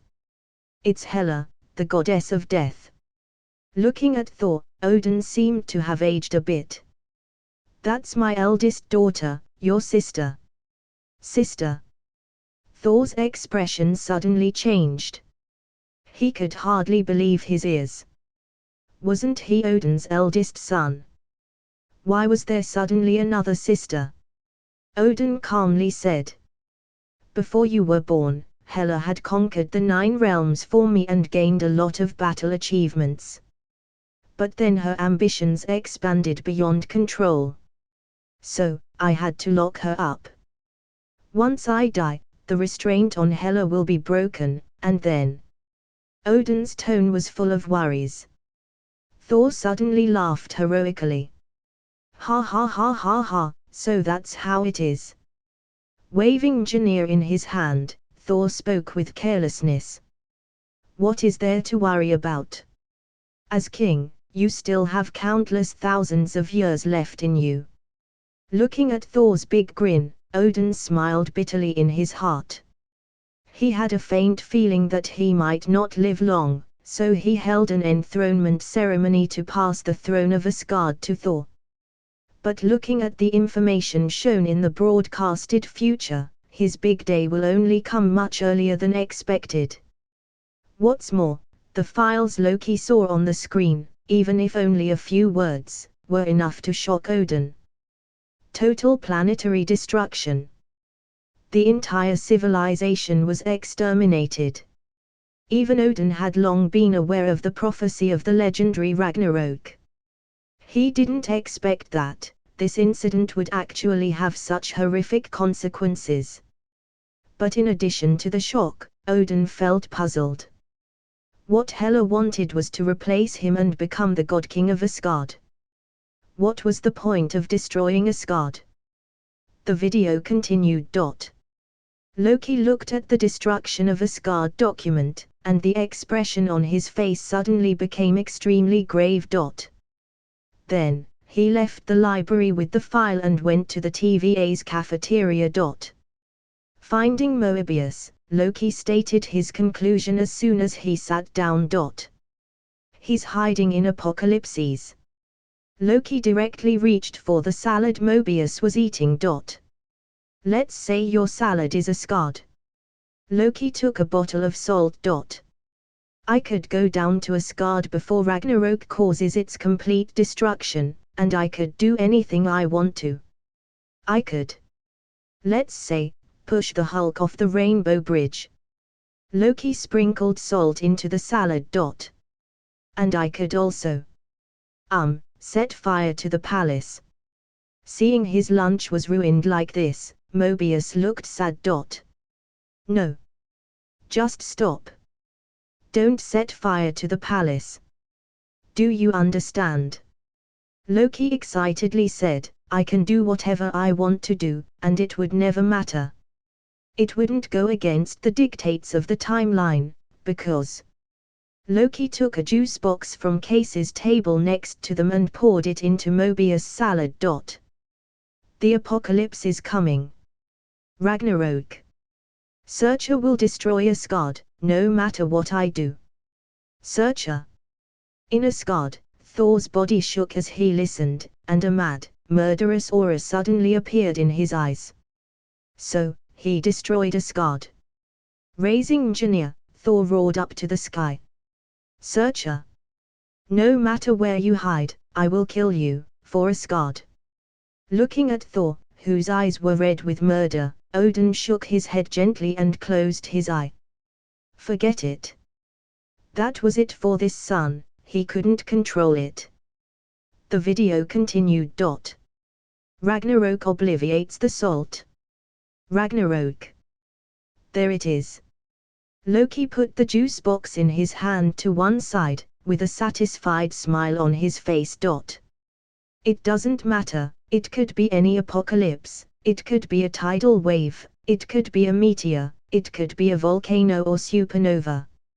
If everything, and everyone around it, is destined for imminent destruction, then nothing that I say or do will matter. Because the timeline is not going to branch, cause it gets destroyed. Hence, the variant could be hiding in the apocalypse and doing whatever he wants. And we wouldn't know it. Not bad. Looking at Loki's vivid explanation, Mobius gently nodded his head.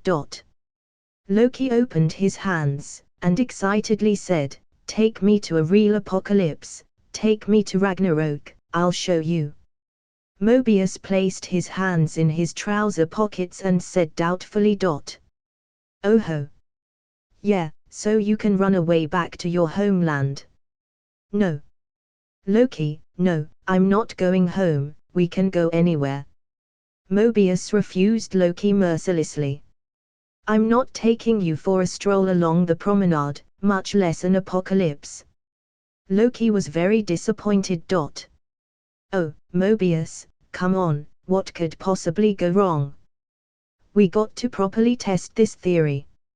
Mobius sneered. Well, here's a fun theory. You lure me out into the field, and then you stab me in the back. And that's a theory I don't want to test. Loki showed a very surprised expression, and seemed completely shocked by Mobius's words. I've never stabbed anyone in the back. That's a boring form of betrayal. Mobius was speechless. Loki, I have studied almost every moment of your entire life.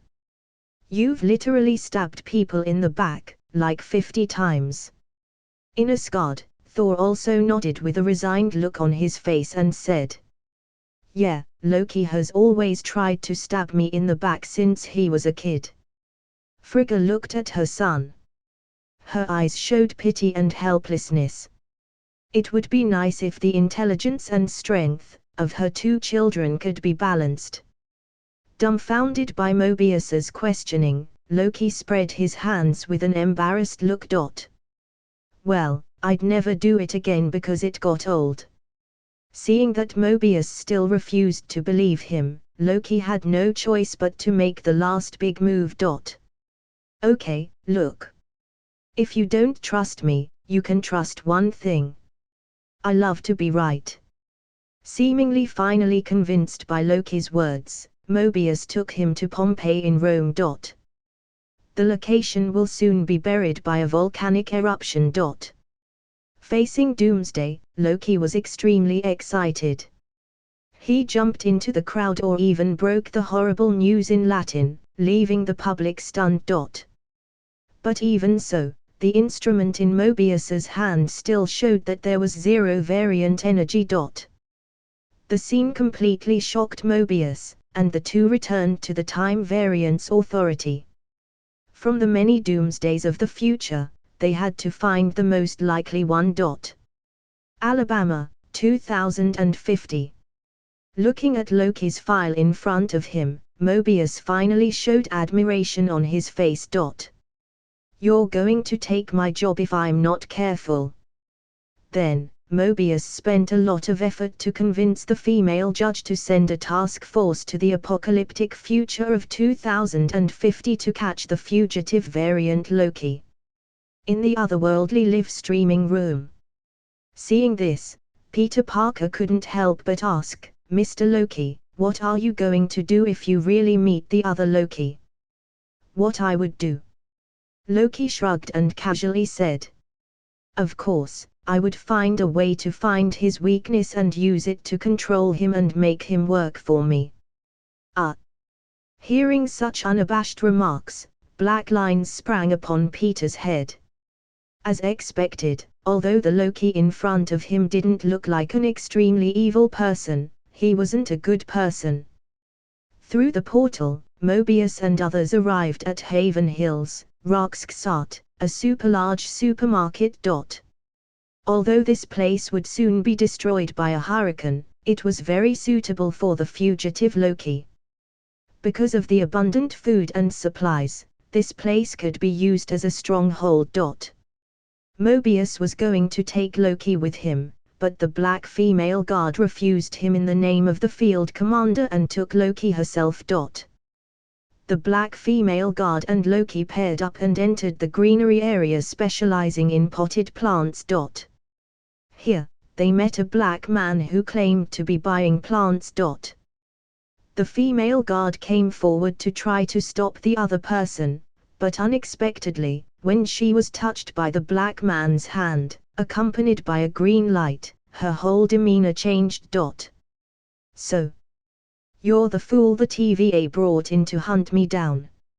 Looking at the female guard who turned around and smiled with fascination, Loki's eyes also changed. "Me? I presume." The female guard spoke without concern, "Please, if anyone is anyone. You're me." The corners of Loki's mouth curved upward, also revealing a big smile.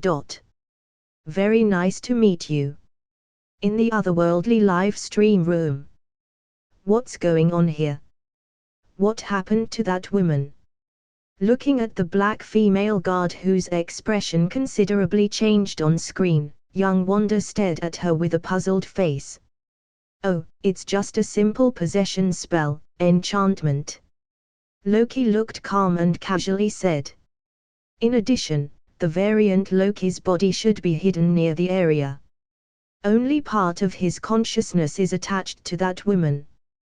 "What?" Stephen Strange asked incredulously. While splitting off a part of its consciousness, could the body still move independently? Loki glanced contemptuously at Strange. "You're supposed to be a sorcerer, what's so strange about that? Just like my duplication casting, the separated incarnations all have their own consciousness." "Nice one." Tony was a little confused when he heard it. If this Loki is capable of infinite possession, then wouldn't he be invincible? Seemingly having guessed Tony's thoughts, Loki held out his finger and waved it. "Even I, at most, can only produce a single doppelganger with consciousness at a time. This Loki's strength is certainly no match for mine, so I reckon, possessing one human is his limit."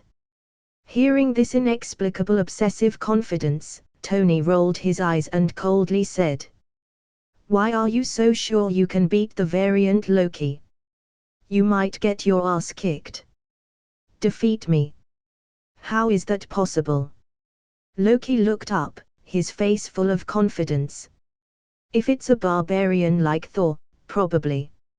If it's me, then we will definitely solve the problem in a cordial manner. The video continued.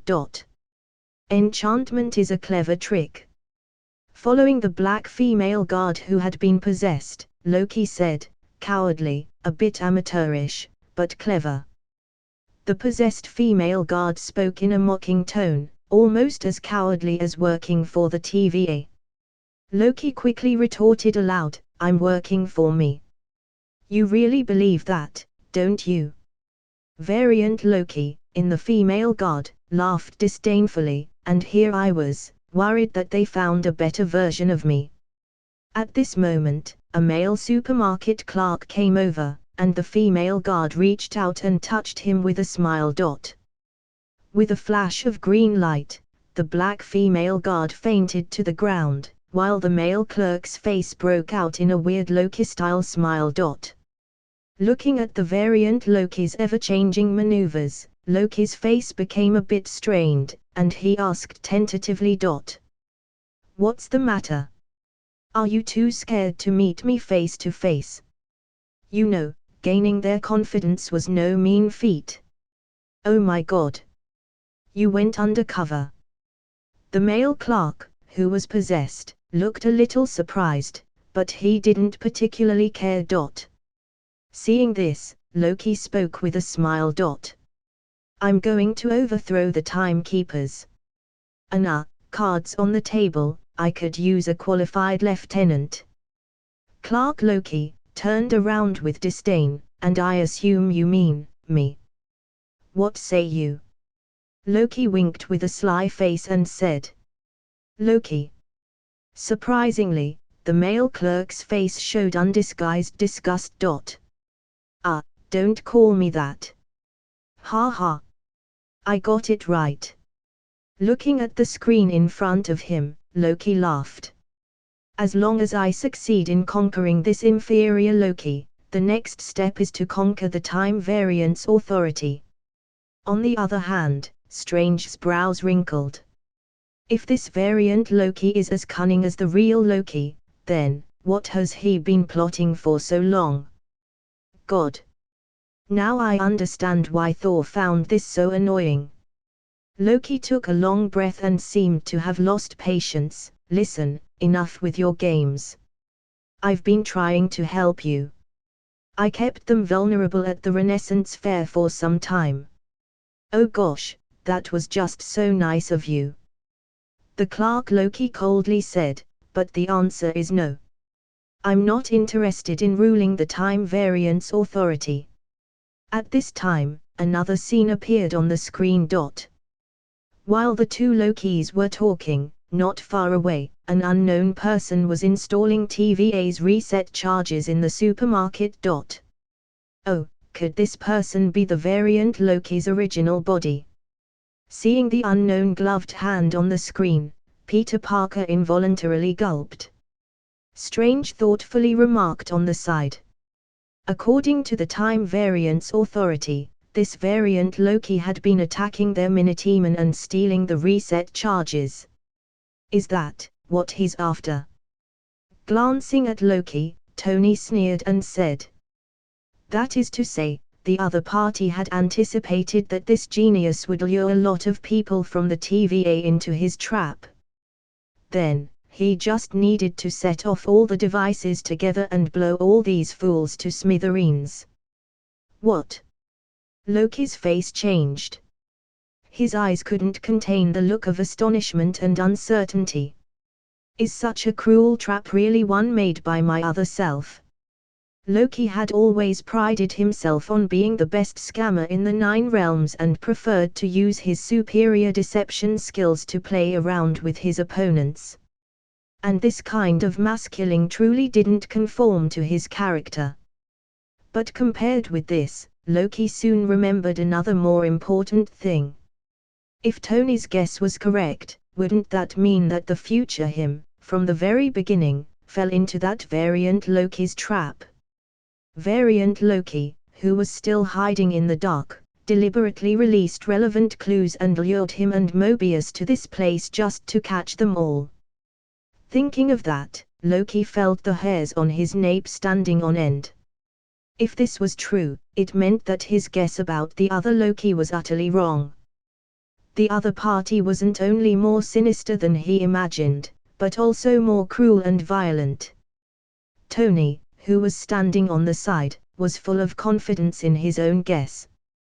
As the most successful arms dealer on Earth, his job was to invent as many weapons as possible, to blow the enemy to kingdom come. Because of that, his mode of thinking was inclined to lean in that direction. For Tony, the question what if the time variance authority was the enemy would be answered with, simple, blow them all to pieces. The video continued. Loki loudly asked. If you don't want to rule the TVA, then what do you want? Clark Loki, it doesn't matter, you're too late. Oh, I think you'll find I'm well ahead of schedule. Loki was very unconvinced. I found your hiding place just like that. I'd say that makes me the superior Loki. Here, Loki glanced to his side and saw something on the shelf next to him. The expression on his face changed. That was the TVA's reset charge. With an expression of sudden realization on his face, Loki sneered. I see. That's your plan. Lure us all here, so you can blow the place up. Loki's words came to an abrupt end. He saw that the male Clark had disappeared into the supermarket, not even leaving a trace. When Loki was at a loss, a man suddenly rushed out from the side, kicked him in the stomach, sending his whole body flying. Ha ha ha. A middle-aged man walked out from the side, apparently another person possessed by the variant Loki. Huff, I miss Randy the Clark. Loki mumbled while getting up from the ground. However, the middle-aged man rushed up with another kick and Loki was sent flying again. Hey, are you really a god? Why are you so weak? Looking at the Loki on screen, who was kicked and punched, without the strength to fight back, young Wanda opened her mouth wide. She looked at Loki with disbelief. In her little brain, the gods in myths and legends all possessed earth-shattering divine strength, which could turn mortals into ashes with every gesture. How come this so-called god of mischief couldn't even beat an ordinary middle-aged man? At this moment, Loki's expression also became embarrassing. While he cursed in his heart, his future self really had no strength to speak of. His mind turned sharply, and he thought of an excuse. That's right. Raising his right hand, Loki looked confidently at everyone in the live stream room and said, Enchantment, the variant me, Loki's enchantment magic, could also transfer some of his own power. That's why this man has great strength. Oh. So, only part of his power can beat you. Tony laughed beside him and said, If the variant Loki was there, wouldn't he be able to kill you instantly? Loki looked annoyed, but he couldn't retort. The video continued. Loki was mercilessly knocked to the ground. Struggling to climb up for a while, Loki swayed and looked into the distance. He saw the middle-aged man installing another reset charge. What do you want from me? Loki shouted and walked over. What is this about? Middle-aged man finished the last step. Smiling, he stood up, followed by a flash of green light in his eyes, fell to the ground and passed out. At this moment, Loki heard a strange noise coming from behind. He turned around and saw a person in a black hood, walking out of the darkness, slowly removing the hood from their head. It was a blonde woman with a horn-shaped headpiece on her head. This Loki was actually a woman. In the otherworldly live streaming room. Woman. How can it be a woman? Looking at the blonde, blue-eyed, full of self-conceit female Loki on the screen, Loki's eyes instantly froze, and there was an incredible expression on his face. Before, he had all kinds of assumptions about the variant Loki. However, Loki didn't think that this malicious character who played with the time variance authority and killed an unknown number of people was a woman. Tony and the others, at this time, mostly showed surprise on their faces. But Peter Parker, after watching it for a while, actually looked away with an embarrassed face. Wow! She's so beautiful. Young Wanda looked on with glowing eyes instead, and there was actually a hint of yearning in her eyes. Her original hair color was blonde interspersed with brown, which wouldn't have been considered a proper blonde. And after acquiring the Otsutsuki bloodline, it became completely white. Female Loki's supple blonde hair made her even more envious. The video continued. Looking at the female version of himself, Loki was also shocked. At this moment, the reset charges arranged around the supermarket all turned on at the same time. Darkness instantly descended. Just before these reset charges erupted, countless portals were opened below them at the same time, transmitting these devices to unknown places. At the same time, in the TVA. Diddy. The machine that detected the changes in the timeline started to sound the alarms fiercely. On the display screen, the time flow that represented the sacred timeline suddenly spawned countless divergences. The Time Variance Authority's staff were in a mess. Time branches are rapidly forming. Somebody just bombed the sacred timeline. How is that possible? In the big supermarket in 2050, the red emergency lights illuminated everything. Loki's eyes scrambled to watch the female Loki pick up a special instrument and open a golden portal. Making a farewell gesture to Loki, female Loki walked into the portal and disappeared completely. At this moment, Mobius's voice rang behind Loki. Loki. Loki, wait. Wait. Looking at Mobius leading two guards to himself, Loki directly turned around instead and walked into the portal opened by the female Loki. Don't. Mobius had just rushed over and saw the whoosh of the portal, disappearing into thin air. Damn it. With this roar, the big screen in the live steaming room turned black. Then came the words "end of requested video." Geez, what a surprise, that female version of Loki is quite beautiful. Tony rubbed his chin with a thoughtful expression on his face. I don't know how much better than the supermodels I found last time. Seeing his face, Loki instantly frowned. Mortal, what are you thinking in your head? You should know that promiscuous thought is blasphemous, that's a god. Oh, what are you so nervous about? Looking at Loki, Tony suddenly laughed wryly. Maybe, you also like this female Loki. Ouch, this is really something. Falling in love with oneself. Isn't that the highest level of narcissism? Ha ha ha ha. Looking at Tony laughing, Loki suddenly calmed down and spoke with a sarcastic tone. Humph. How could I fall in love with myself? Shallow mortals, is that all you have in your head? What? Enraged by Loki's retort, Tony relentlessly said. I've got a lot of stuff going on in my head. Don't you see it by now? Almost every move you made was anticipated by this female Loki. And Tony sneered a few times. Don't you guys think it's strange? That portal that woman opened, why did it last so long?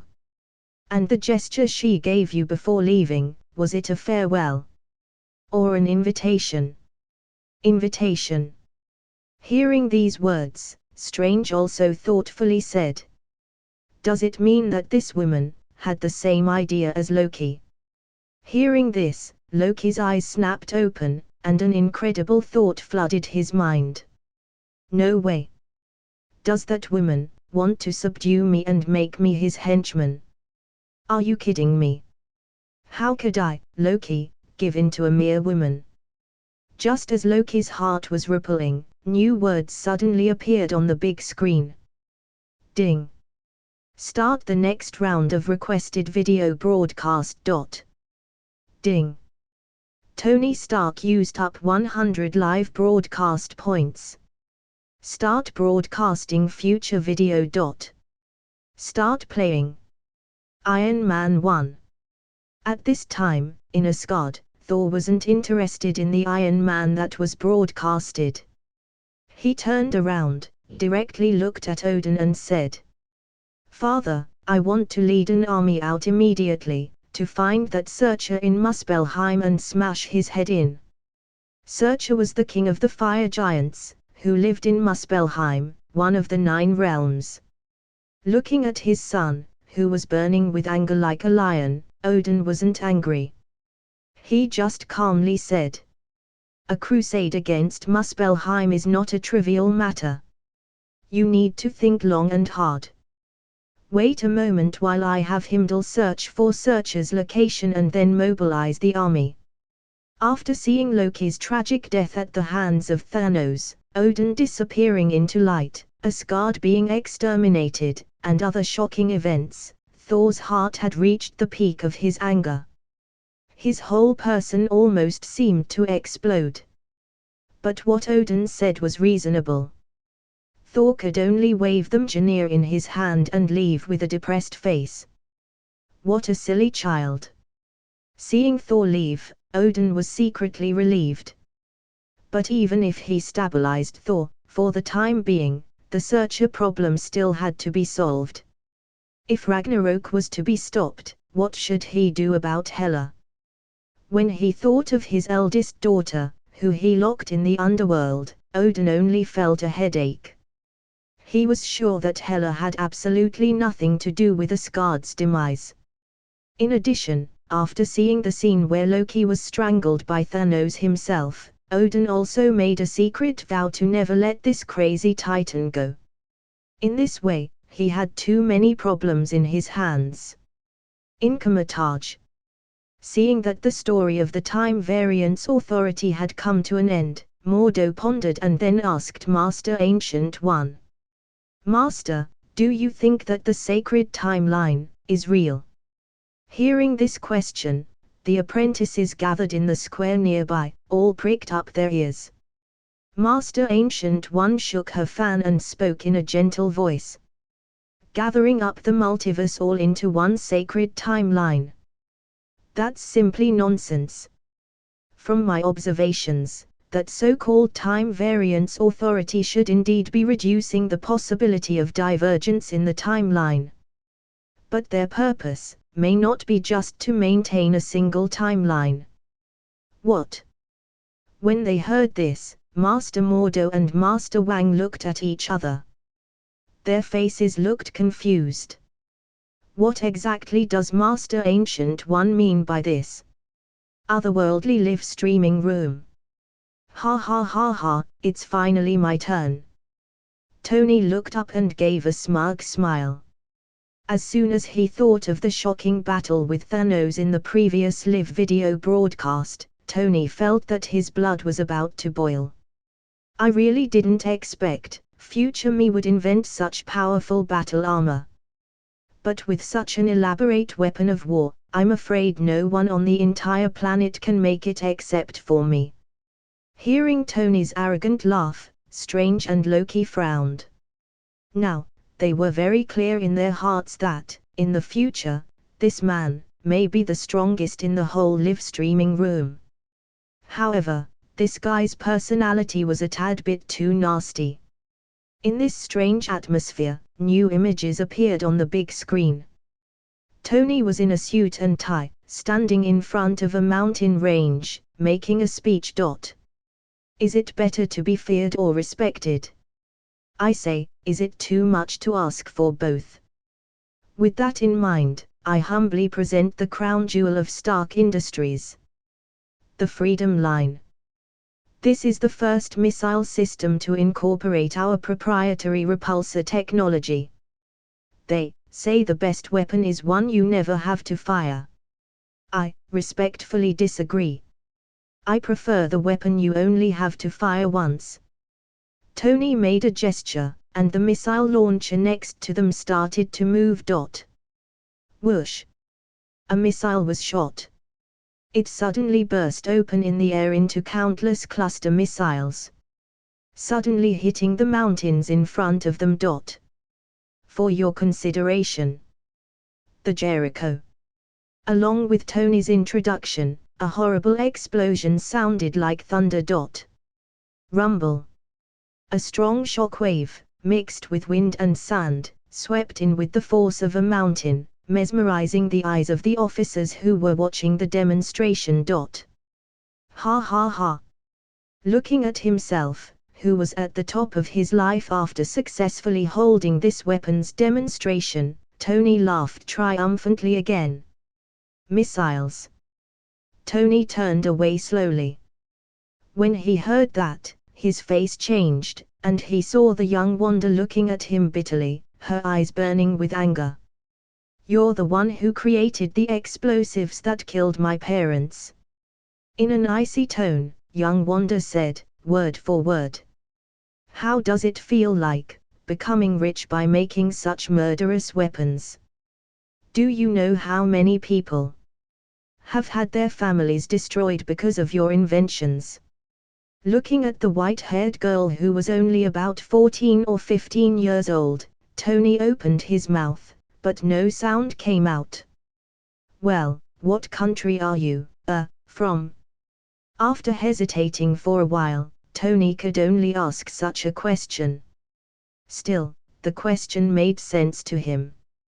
After all, Stark Industries was only contracted by the US Army, and the weapons it provided were all used in foreign wars and disputes. It was absolutely impossible for them to be used on US soil. In other words, the girl in front of him must be a foreigner. Sokovia. Young Wanda replied with no hesitation. In the Civil War a few years ago, there were so many civilian casualties because the Americans supplied weapons to the rebels. Ha! Tony listened with confusion. No, Stark Industries has never had any contracts in Sokovia. At this time, if this evil man in front of her dared to deny it, young Wanda was even more furious. I will never forget it until the day I die. Wanda gritted her teeth and said. At that time, our family was having dinner. Suddenly, a missile made a hole in the floor, and my parents fell. My brother grabbed me and hid under the rubble. And a second missile landed right in front of us, but it didn't explode. Wanda's eyes showed a hint of despair. My brother and I were trapped there for 2 full days, and every moment of those 2 days, we were worried that missile would blow us to pieces. So, we definitely won't forget the words printed on that missile. Stark Industries. Looking at the girl with fire in her eyes, Tony couldn't help but gulp, no longer able to say anything. But at this moment, the doubts in his heart were increasing. How on earth did those rebels in Sokovia get the weapons from Stark Industries? Just as Tony's eyebrows furrowed deeply, the screen suddenly shifted again. Tony was sitting in a Hummer, tasting the whiskey in his cup. The soldier sitting in the co-pilot seat, somewhat cramped, turned around and asked. I have a question to ask. Is it true you went 12 for 12 with last year's Maxim cover models? That is an excellent question. Tony took off his sunglasses and answered with a serious face. Yes and no. March and I had a scheduling conflict, but fortunately the Christmas cover was twins. Anything else? Peter Parker was watching from the sidelines with his face flushed and his heart beating faster. Mr. Tony's life is really enviable. That's not right. It's corrupting, decadent. Loki sneered. Mortals consumed by lowly desires are truly ugly. Tony was in a very bad mood at the moment and couldn't think of anything to say against Loki for a while. He simply glared fiercely at him. The video continued. A soldier sitting next to Tony proposed a group photo, and Tony simply agreed. Seeing the soldier gesturing in front of the camera, Tony smiled and said, "Yeah, peace, I love peace. I'd be out of a job with peace." "What? You shameless bastard." Hearing his reckless words and remembering the tragic death of her parents, Wanda gritted her teeth in hatred, almost rushing forward to choke Tony. Suddenly there was a loud bang, on screen. The jeep driving in front of Tony and others was instantly blown to pieces. Several soldiers were startled, and Tony himself was scared out of his mind. Then, a rain of gunfire swept in, and one after another, soldiers were knocked to the ground. In a panic, Tony stepped out of the jeep alone, hid behind a large rock, and took his cell phone out of his arms to prepare to call for help. But just then, a rocket fell from the sky and landed right in front of Tony. Tony turned his head in disbelief and saw the words Stark Industries impressively printed on the rocket. Then there was a violent explosion. Boom! Tony was blown away, even though he was wearing a bulletproof vest. The shrapnel from the shell still struck his body. Looking at the scene on screen, Wanda's eyes widened in disbelief. A look of surprise appeared on her face. Then, a crisp burst of laughter rang in the live-streaming room. "Ha ha ha ha ha! Tony Stark, you met your karma." Wanda laughed her head off. "Stark Industries, that's right. It's this kind of bomb." Wanda's eyes shed tears. Not knowing if it was because of laughter or her emotions. "Those were the words printed on the missile that landed in our house." "How is that possible?" "I was bombarded by bombs from my company." Looking at the self lying unconscious, covered in blood, on screen, Tony's mouth opened wide. His whole body froze, and the expression on his face was so wonderful that it was beyond description. How on earth did this happen? When Tony woke up, he found himself lying in a cave with a strange round gear-shaped thing on his chest. There was another middle-aged bald man in the cave. His name was Yinsen. Yinsen told Tony that there was a lot of shrapnel left in his body, which would gradually flow to his heart along the blood vessels and eventually kill him. The electromagnet on his chest was temporarily stopping shrapnel with magnetic force to preserve his life. At this moment, the steel gate suddenly opened, and a group of armed thugs rushed in, led by a bearded man. The bearded man walked up to Tony and spoke passionately, but Tony didn't understand him at all. Yinsen translated next to him. He said, "Welcome Tony Stark, the most famous mass murderer in the history of America." "Ha ha ha ha, mass murderer. That's a good point."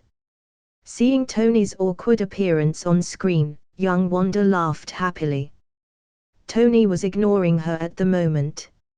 Looking at the scene on screen, Tony soon thought of a horrible possibility. "My weapons, my bombs, have all flowed into the hands of these militants. Could it be, is there a traitor inside Stark Industries?" It turned out that the bearded man wanted Tony to make Jericho missiles for him. Then, Tony was taken out of the cave to the camp outside. He saw a mountain in the camp, all of which were Stark's arms piled up. After returning to the cave, Tony's heart was in his throat, thinking that the armed thugs would kill him no matter what. While Yinsen, beside him, was trying to persuade him not to give up. With Yinsen's encouragement, Tony finally pulled himself together. In the name of making missiles, he asked the mob for a large amount of equipment and materials, ready for a big fight. Mr. Tony, are you really going to make Jericho missiles for them? Looking at Tony on screen, removing the palladium from inside a weapon, Peter Parker finally couldn't help but ask. No. Not a missile.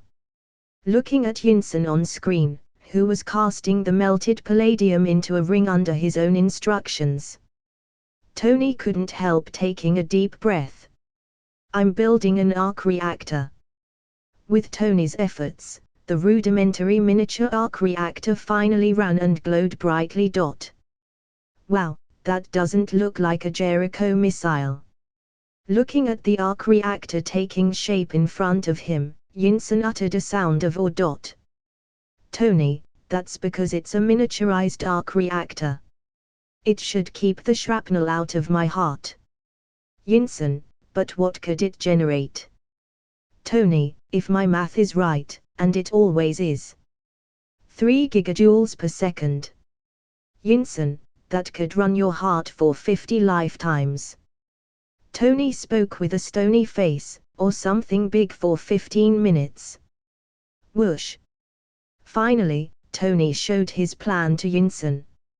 He took out a pile of blueprints with a separated picture of a steel battle armor on it. Could this be the original battle armor? Tony's breathing became heavy as he closely examined the bulky battle armor in the drawings. Hey, are you going to make something like this inside a cave? Stephen Strange's eyes widened. There was a look of disbelief in his eyes. Wanda, on the other hand, held her breath and looked nervous. No way. Even with this progress, this villain can still escape. The video continued. Finally, the bearded man found out that Tony wasn't building a missile. They rushed in, threatened Tony with Yinsen's life and gave him a one-day deadline.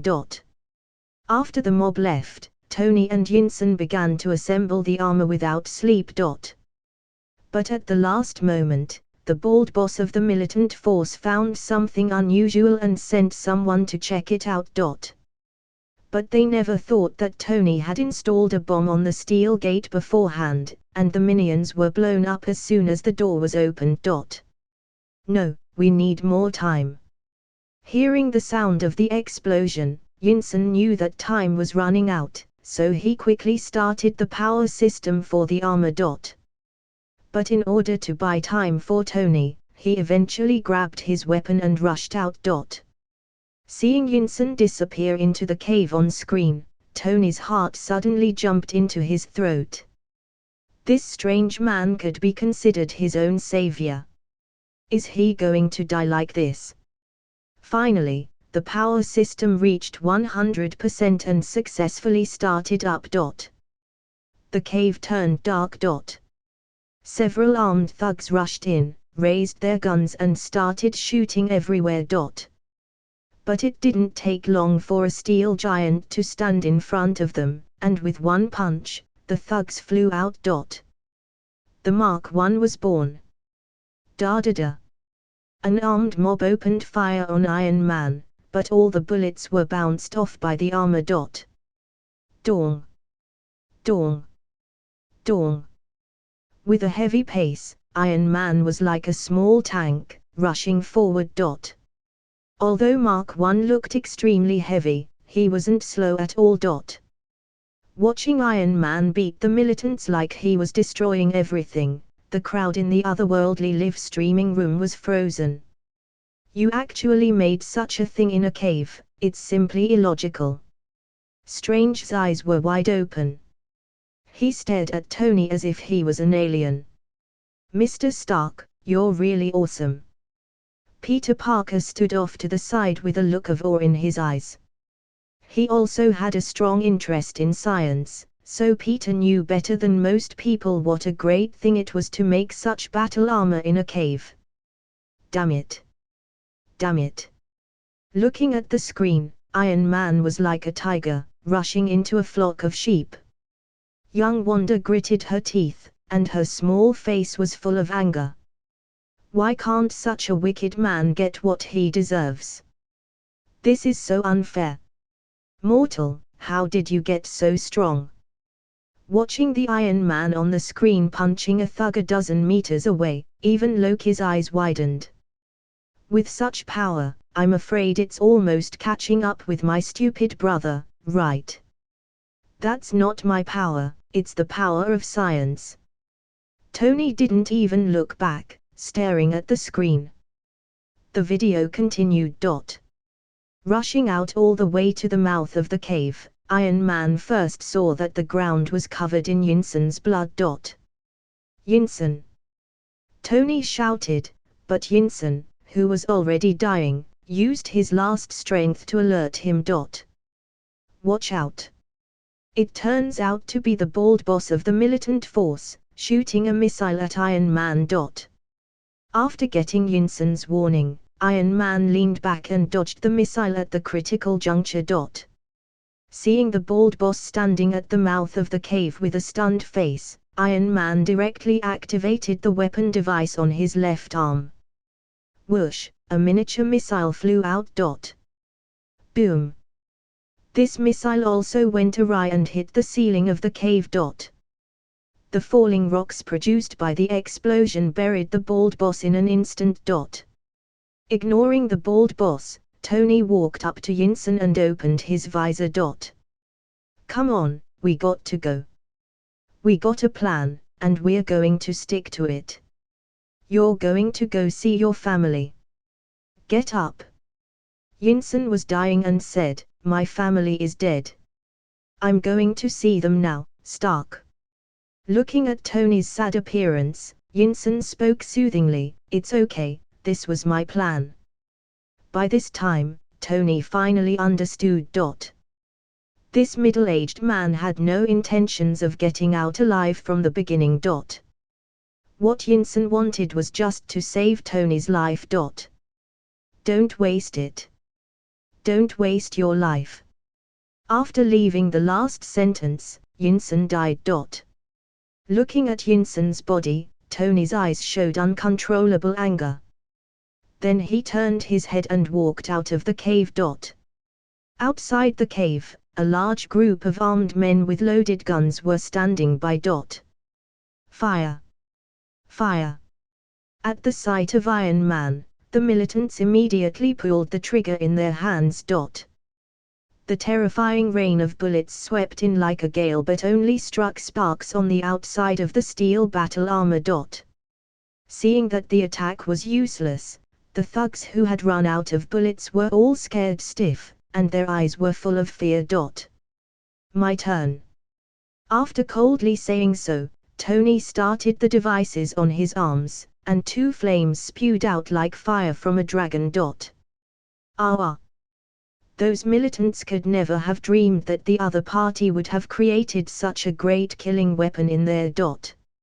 In just an instant, several people were engulfed in flames, rolling on the ground, and covered in the fire. What? Flamethrower. Looking at Iron Man, who sprayed flames like crazy on the screen, Strange then looked at Tony in disbelief. How could those ruffians give you such a weapon? Have they gone crazy? Tony instead behaved very calmly at the moment and lightly said, I think it was converted from missile fuel. It's simpler than you think. Simple. Strange and Peter Parker looked at each other. They both saw the horror in each other's eyes. This mustachio was really a genius with weapons. Flames spread everywhere, and soon, the whole militant camp was surrounded by flames. Just then, one of the armed men activated an anti-aircraft machine gun placed on high ground. A terrible rain of bullets finally suppressed Iron Man, falling to his knees. Tony looked aside at this moment. He saw the missiles and arms baking in the fire, which seemed to have reached a critical point. At this critical juncture, Iron Man suddenly stood up, stretched out his hand and pressed a red button on his left arm. Boom! With the explosion of a large number of arms, the horrible flame broke out, and a mushroom cloud was born at that time. Stark! Is that guy dead?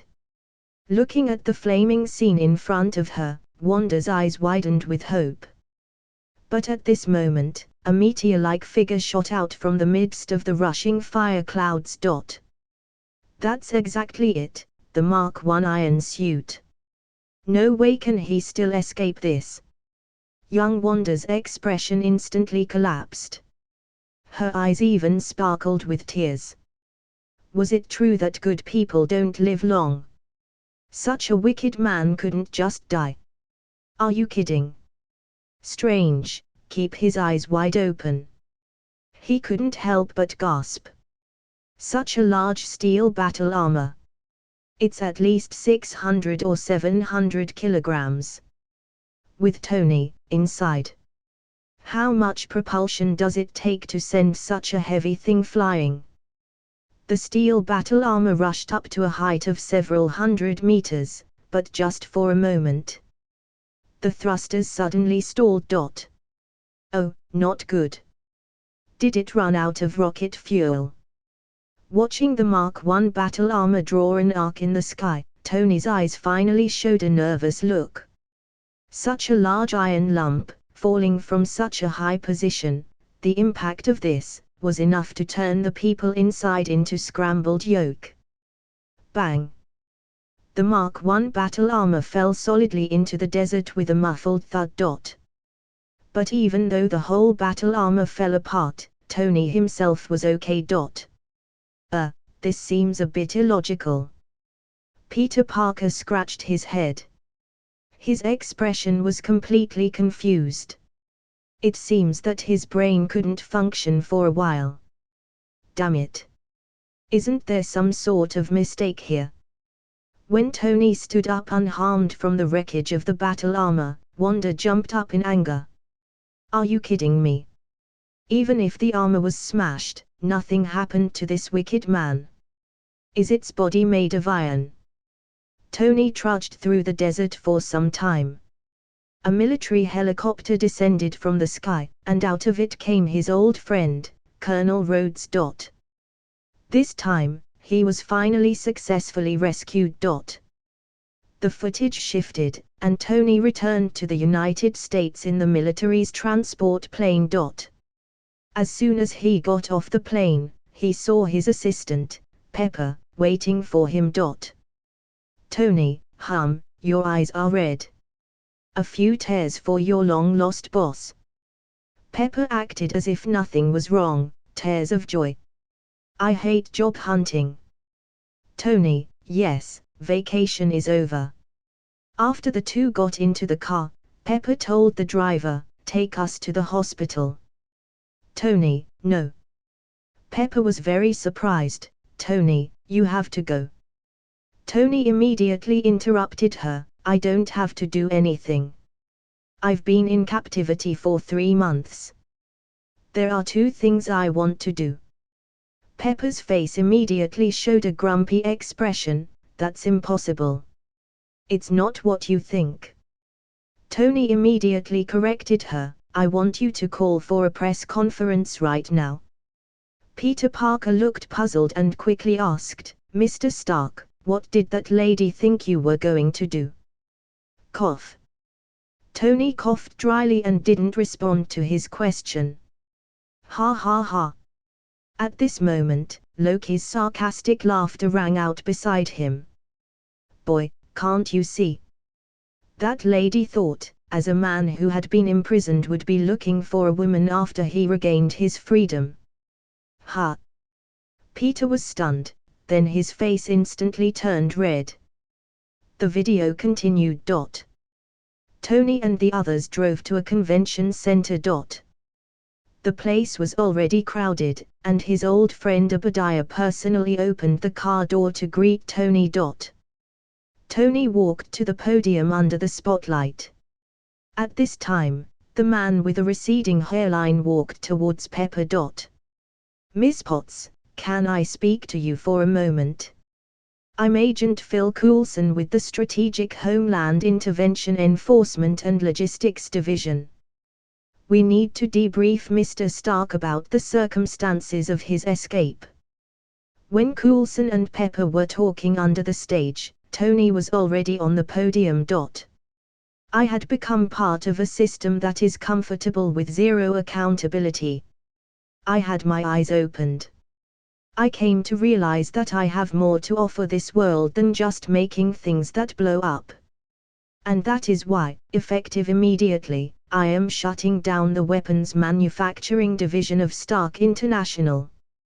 When this statement came out, it immediately caused an uproar in the otherworldly live streaming room. Taking a deep breath, Tony walked to Wanda's side, looked down and said, "When I leave here, I'll hold a press conference and announce the same thing." With a frosty face, young Wanda coldly said, "What do you mean by that? Is it to get me to forgive you?" Tony shook his head gently. "It doesn't matter how much you hate me or want to take revenge on me. But there's one thing I must make clear."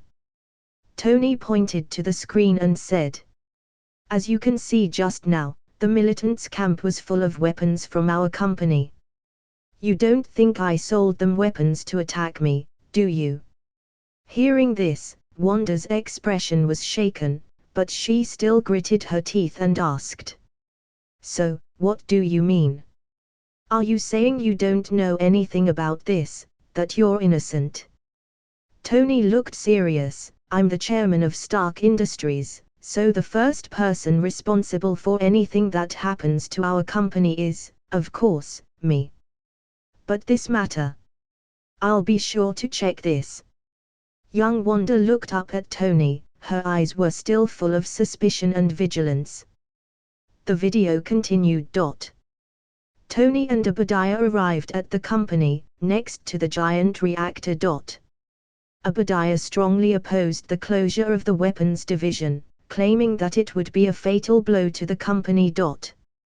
But Tony insisted that he didn't want to see more people die because of his invention. Immediately after, Tony suggested that he wanted to develop the arc reactor as an energy source. Obadiah scoffed at this, claiming that the arc reactor was a gimmick, with no way to make a profit. Upon seeing this, Tony simply unbuttoned his shirt and showed Obadiah the miniature arc reactor on his chest.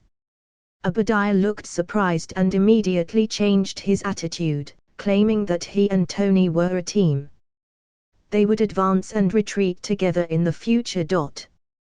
When he got home, Tony asked Pepper to replace the arc reactor with a new one for him and told Pepper to go and throw the old one away. Looking at Pepper on screen with the reactor in hand, Tony looked thoughtful. The corners of Tony's lips lifted up. If there were people in this world worth trusting his life to, this woman would certainly be one of them. Soon, the image on the screen turned to the desert. A group of militants were looking for something in the desert. Suddenly, a man found an iron mask, held it high and shouted. Hearing the shouts, a bald man slowly turned around, and it was the bald boss who was buried by the rubble before. Seeing this scene, Tony's expression also changed. He really didn't expect that the leader of this militant group not only didn't die, but also he found the remains of his Mark I. However, Tony soon began to comfort himself. It doesn't matter, there's no arc reactor to power it, it's just a pile of scrap metal.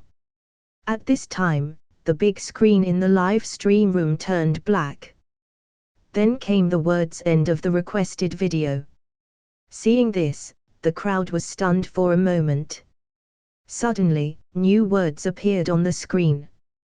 Today's live broadcast requested video has ended, and the next live broadcast will be held tomorrow. At that time, not only will a new person be invited to join the live streaming room, but also several segments of the future will be broadcasted continuously.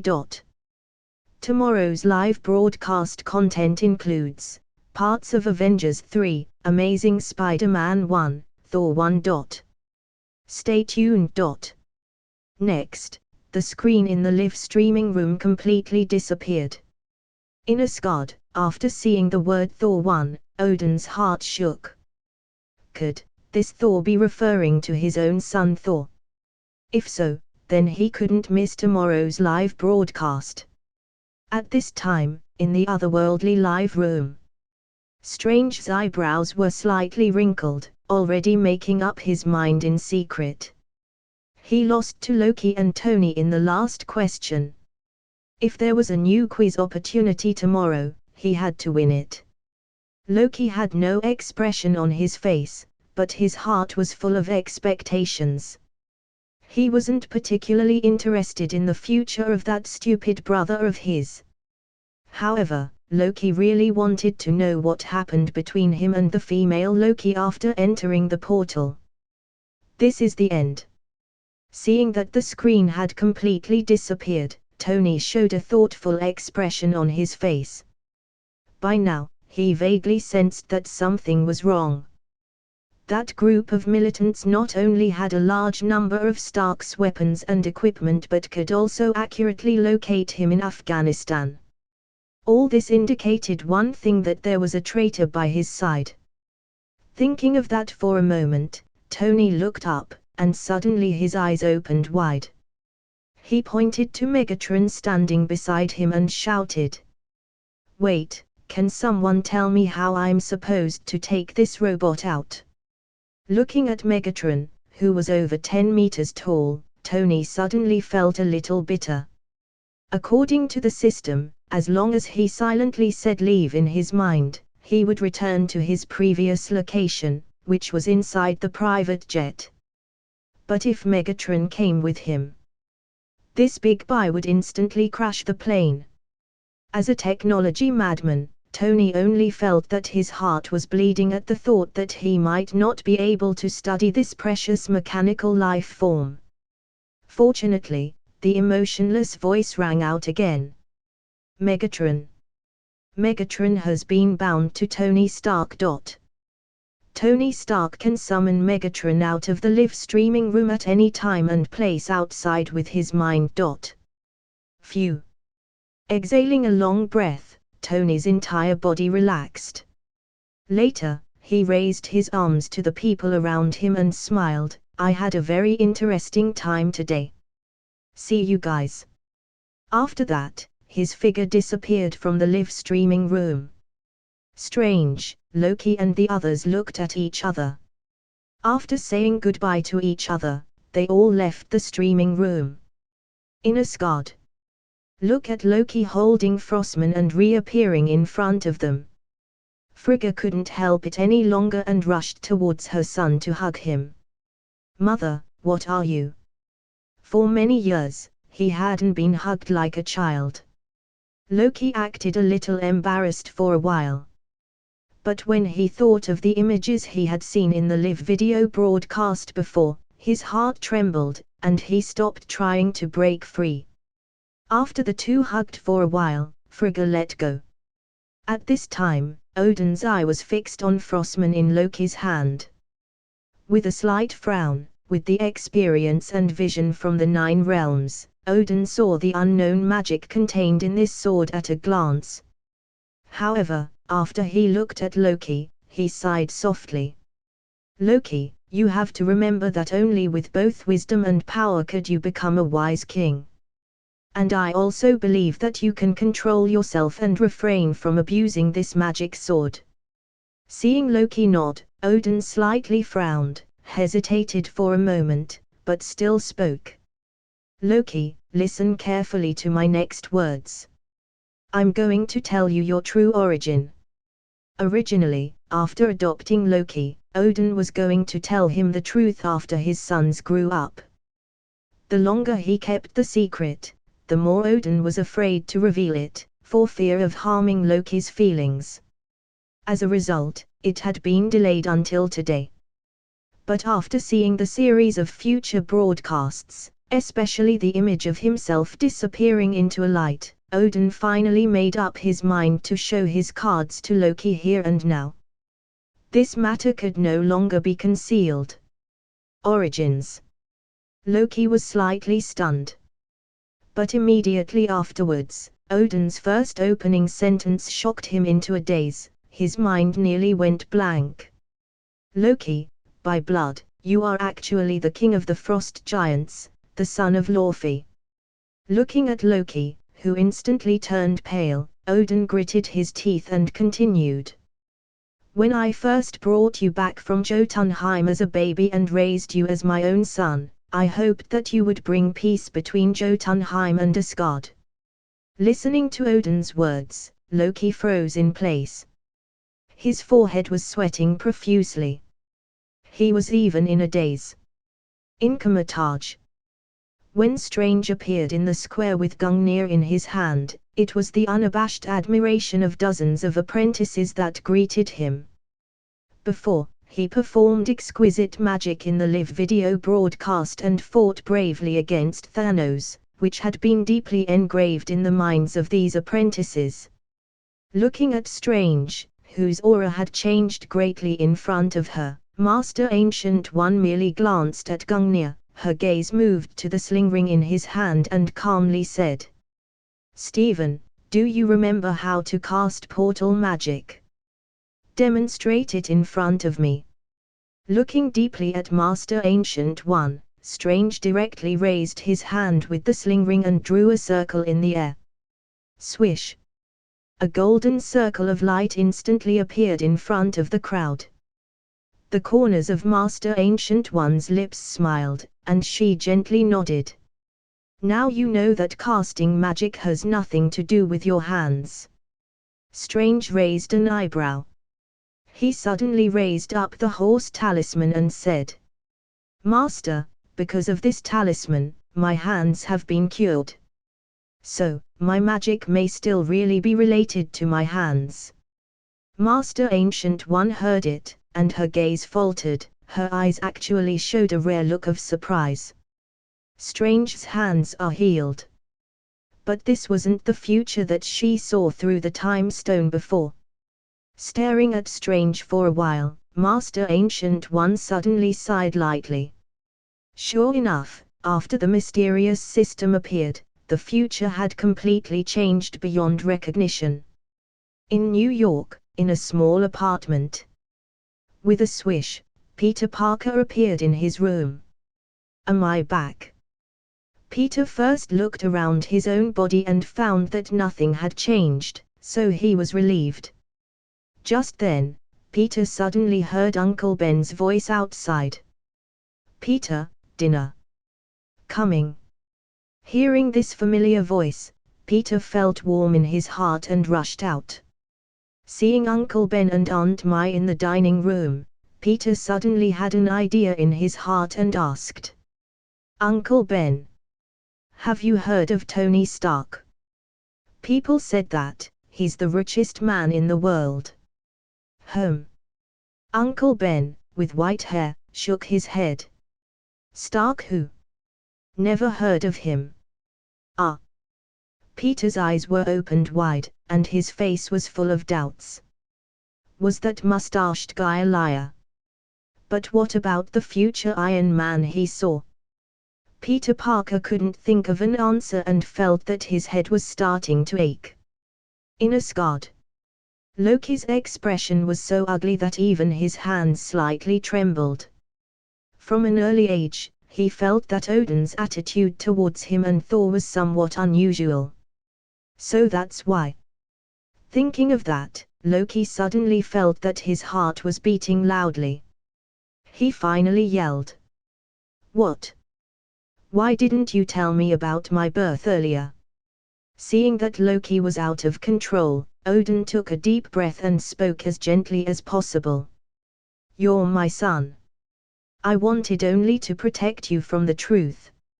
Hearing Odin's words, Loki suddenly felt a surge of anger straight to the top of his head. He looked at Odin with eyes full of despair. It's over. If he had fantasized before, that maybe one day, Odin would come to his senses, see Thor's recklessness and stupidity, and pass the throne to him, Loki, instead. But now, everything was meaningless. How could Odin let a frost giant sit on Asgard's throne? And Odin said it himself. His plan was to put himself on Jotunheim's throne from the very beginning to form a brotherly bond with Asgard. In other words, I'm just a pawn in Odin's hand from the beginning. Thinking of that, Loki's eyes were full of anger. Frostman, in his hand, seemed to feel the anger in his heart, which not only lit up the cold blue light but even released cold air. Loki, what are you going to do? Seeing the phenomenon unfolding in her son's body, Frigga's heart was filled with shock and pain. She cried out in agitation. Odin's expression suddenly changed. His heart was full of regret. The reason why he had been hiding the truth was that he was worried that something like this would happen. Thinking of the future he saw before Loki's cynical appearance, Odin only felt a chill running up his spine. Did it mean that the split between himself and this adopted son was inevitable? This was the so-called sacred timeline, which couldn't be tampered with and was inevitable. At this critical moment, suddenly, a few panicked voices came from outside the main hall. Your Majesty! Oh, no, Prince Thor broke into Muspelheim with the warriors 3. They said that they were going to kill Surtur. Thor. Hearing this incredible news, Odin's body trembled, and his whole body froze in place. Even Loki, who was in a state of rage, sobered up a little and turned to look outside the hall. Are you kidding?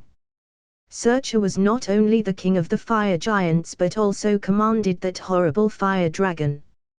His strength was even above the frost giant Laufey. This fool! Odin's face muscles twitched, and he suddenly let out a long, helpless sigh. Of my 2 sons, neither one was wise. At that moment, a familiar voice suddenly sounded in his ear. Father, take me to Muspelheim. What? Odin struggled to look up confidently. He saw Loki standing in front of him, with Frostman in his hand, the red glare in his eyes transformed into a cold blue one. Meeting Odin's gaze, Loki seemed to calm down completely and coldly said, although I'm not your son, Thor and I grew up together. In any case, I can't watch him die at the hands of the fire giant. Glancing at Odin's empty right hand, Loki continued. If you want to save Thor, please take me with you. I should be able to help.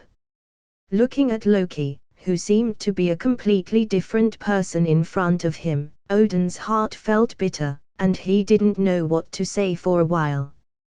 At this time, Loki only thought of what he had said in the live video broadcast of the future. I was born king. I will unify 9 realms.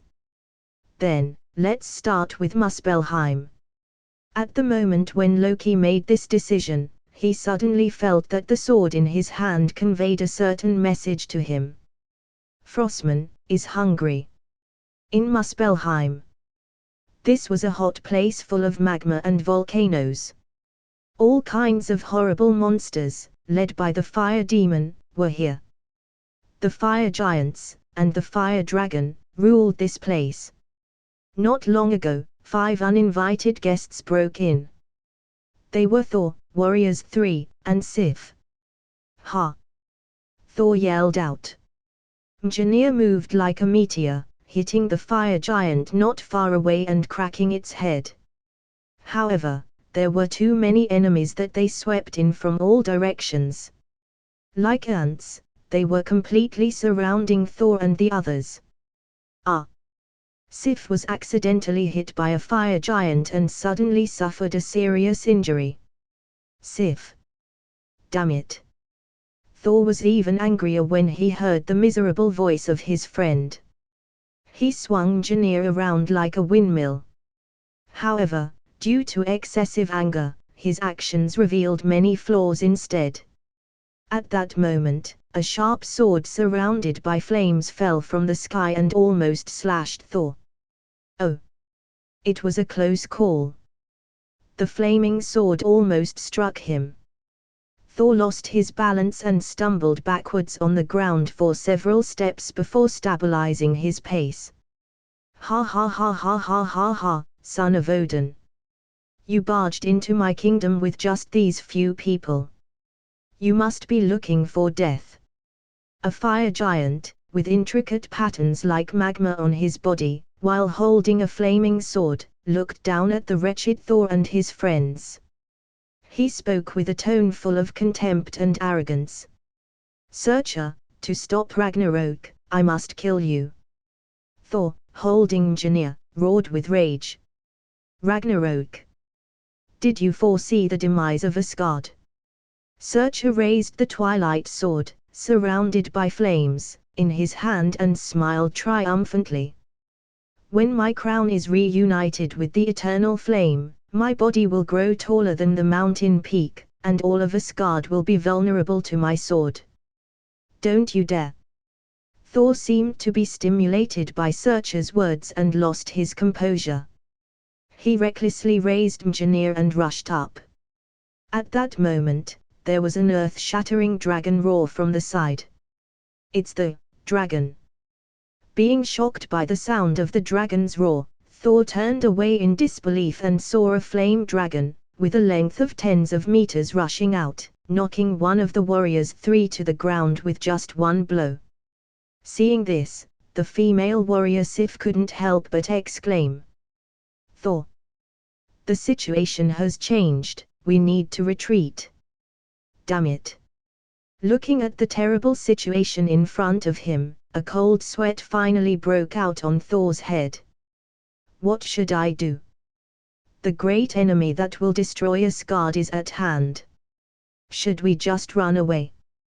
At this moment, there was a sudden bang, and a colorful ray of light fell from the sky.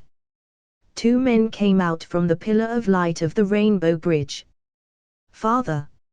Loki! Looking at the familiar faces, he suddenly shouted with excitement. Come on, let's destroy these fire giants together. Stop! Odin first shouted at Thor in a deep voice, then looked at Searcher, who wasn't far away, holding the twilight sword, and coldly said. I'm going to take my son and leave now. Pretend that today never happened. Surprisingly, Searcher, who looked like the embodiment of fire, was calm at this time. He glanced at Odin's empty right hand and suddenly sneered. All-Father of Asgard, where is your Gungnir? Odin's expression snapped at the mention of his sore spot. At that moment, Loki, who was standing beside him, suddenly stepped forward and pulled out Frostman, which was kept at his waist. Whoosh! An unimaginable amount of freezing air and cold wind instantly swept out of him. Crack crack crack! The Crimson Land was instantly frozen, and even the lava in the nearby crater solidified. What? Such coldness, could it be a frost giant?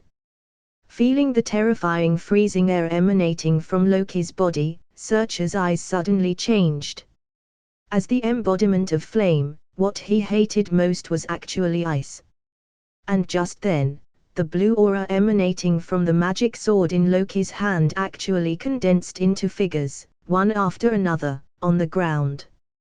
Each of these individuals was wearing full body armor, with a ghostly blue glow emanating from their eyes, riding on top of skeletal war horses burning with black flames. They didn't look like human beings at all. And behind these knights, there were a lot of soldiers. The terrifying thing was that these foot soldiers were actually a group of heavily armed skeletons. Loki, what are you? Seeing Loki summon a large number of undead monsters without saying a word, Odin's face drastically changed, and his heart was actually flooded with a sense of foreboding. But at this moment, he only heard Loki's whisper. Not enough, this is not enough. Come out. With a loud roar, Loki's eyes sparkled with dazzling red light. At the same time, the frost on his frostman surged straight up into the sky. Just a moment later, a huge skeleton-like figure began to appear in the clouds. Is that a dragon? Skeleton dragon? How is that possible? Looking up in disbelief at the terrifying giant shadow that appeared in the air, Thor opened his mouth wide and could hardly believe his eyes for a moment. When did his brother, who could only use illusions, become so powerful? An undead dragon. Looking at the roaring black shadow hovering in the air, Searcher froze for a moment. At this point, Loki laughed instead. Ha ha ha ha ha ha. So, this is the Scourge. Loki's eyes were flashing red at the moment. Frostman was shining coldly, still creating countless undead at a nearly endless rate. Get up, my soldiers. I command you to fight for your master. Raising the magic sword in his hand and aiming it at the fire giants headed by Searcher, Loki issued an order to the terrifying legion he had just summoned. Kill all of them. Don't leave a single living soul. As if in response to his command, the huge skeleton dragon descended from the sky, waving its wings. As soon as it opened its mouth, it spewed out an extremely cold ice breath. In Muspelheim, the war was over. The originally endless fire demons, two fire giants, and fire dragons, had disappeared. Instead, there were only countless skeleton warriors and skeleton dragons hovering in the air. The most frightening thing was that, as long as a creature was killed by these undead, they would climb up from the ground and become part of the army of the undead. Even the dragon was no exception. That was the scariest thing about the Scourge. Faced with more and more enemies, the fire giant's side soon collapsed. Damn it, what kind of monster are you? Wielding the twilight sword in his hand, Searcher placed his best foot forward and cleaved a frost wyrm in half. At that moment, a death knight rushed out from behind and stabbed him in the leg. Ah! Searcher's huge body shook for a moment, involuntarily kneeling on the ground. Roar! Accompanied by the earth-shattering sound of a dragon's roar. Several skeleton dragons hovered and arrived while spewing their ice breath at Searcher. Crack crack crack! Covered in frost, Searcher's lava-like body froze for a while. As the king of the fire giants, he was still struggling frantically, trying to get out of the frost bindings. At this very moment, a large sword shining with blue-white light violently stabbed into his body from behind. Ah! Searcher looked up and let out a miserable roar. The incomparably cold freezing air penetrated into Searcher's body from Frostman, freezing all of his organs and limbs. Soon, the fire giant's eyes, like lava, lost their vitality, and he actually turned into an ice sculpture in place. Turning blood and bodies into ice. Whispering a creepy statement, Loki jerked Frostman out with his hands. With a bang, Searcher's frozen solid body, as if it lost its support, collapsed into countless frost fragments and scattered to the ground. The most obvious among the fragments was only his huge horn-like crown. The Lord of Muspelheim, Searcher, was dead. Whoosh! Looking at the almost shapeless remains on the ground, the red light in Loki's eyes gradually faded. But at the same time, he could also clearly sense an incoming flow of heat from Frostman, flooding into his body. Ability 2, Drain Life. After killing an enemy, it will absorb the soul of the opponent to strengthen itself. Although it wasn't clear what this soul could bring him, Loki could already feel it at the moment. His power seemed to have become much stronger. Ha ha ha, is this the power of Frostman? It's incredible. Feeling the surging energy in his body, Loki raised his sword and laughed loudly. And along with his actions, the mountains of skeleton warriors around Loki, Death Knights, and Frost Wyrm hovering in the air all roared at the same time. What? This guy?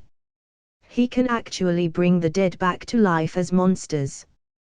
What kind of magic is this? Seeing Loki's appearance at this time, Thor, the Warriors 3 and others, stared in shock. Their eyes were wide open, staring with horror and disbelief. How did Loki, who only knew how to play some tricks, suddenly become so scary?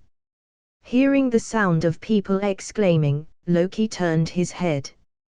He clearly saw the Warriors 3 and the female warrior Sif look at him with traces of dislike and fear. You fear me? That's good.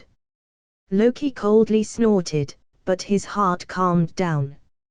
Since he was a child, he had been accustomed to pleasing others in various ways to gain their attention due to his lack of strength compared to his brother.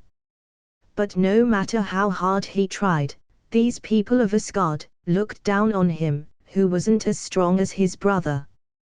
That's good. If I can't make you respect me, then fear me. Fear me. But deep down, Loki had always wanted to impress everyone. Especially for Odin, to realize that he was better than Thor. Now, he had done it.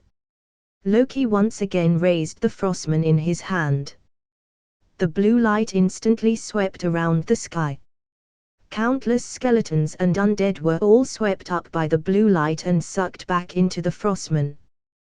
This was a new ability that Loki had just realized, undead storage. As long as Frostman was in hand, he alone was the scourge of the undead. Well, father, the problem has been solved. Sheathing Frostman. Loki turned to Odin with the trademark evil smile on his face. We can go home. Looking at his adopted son, who was already a different person, Odin's face was frozen, and his mind was blank for a while. That's it for this videos guy. Hope you like the video. Make sure that you like, share and subscribe the channel. Also tell me your recommendations in the comment section down below. Thanks for watching.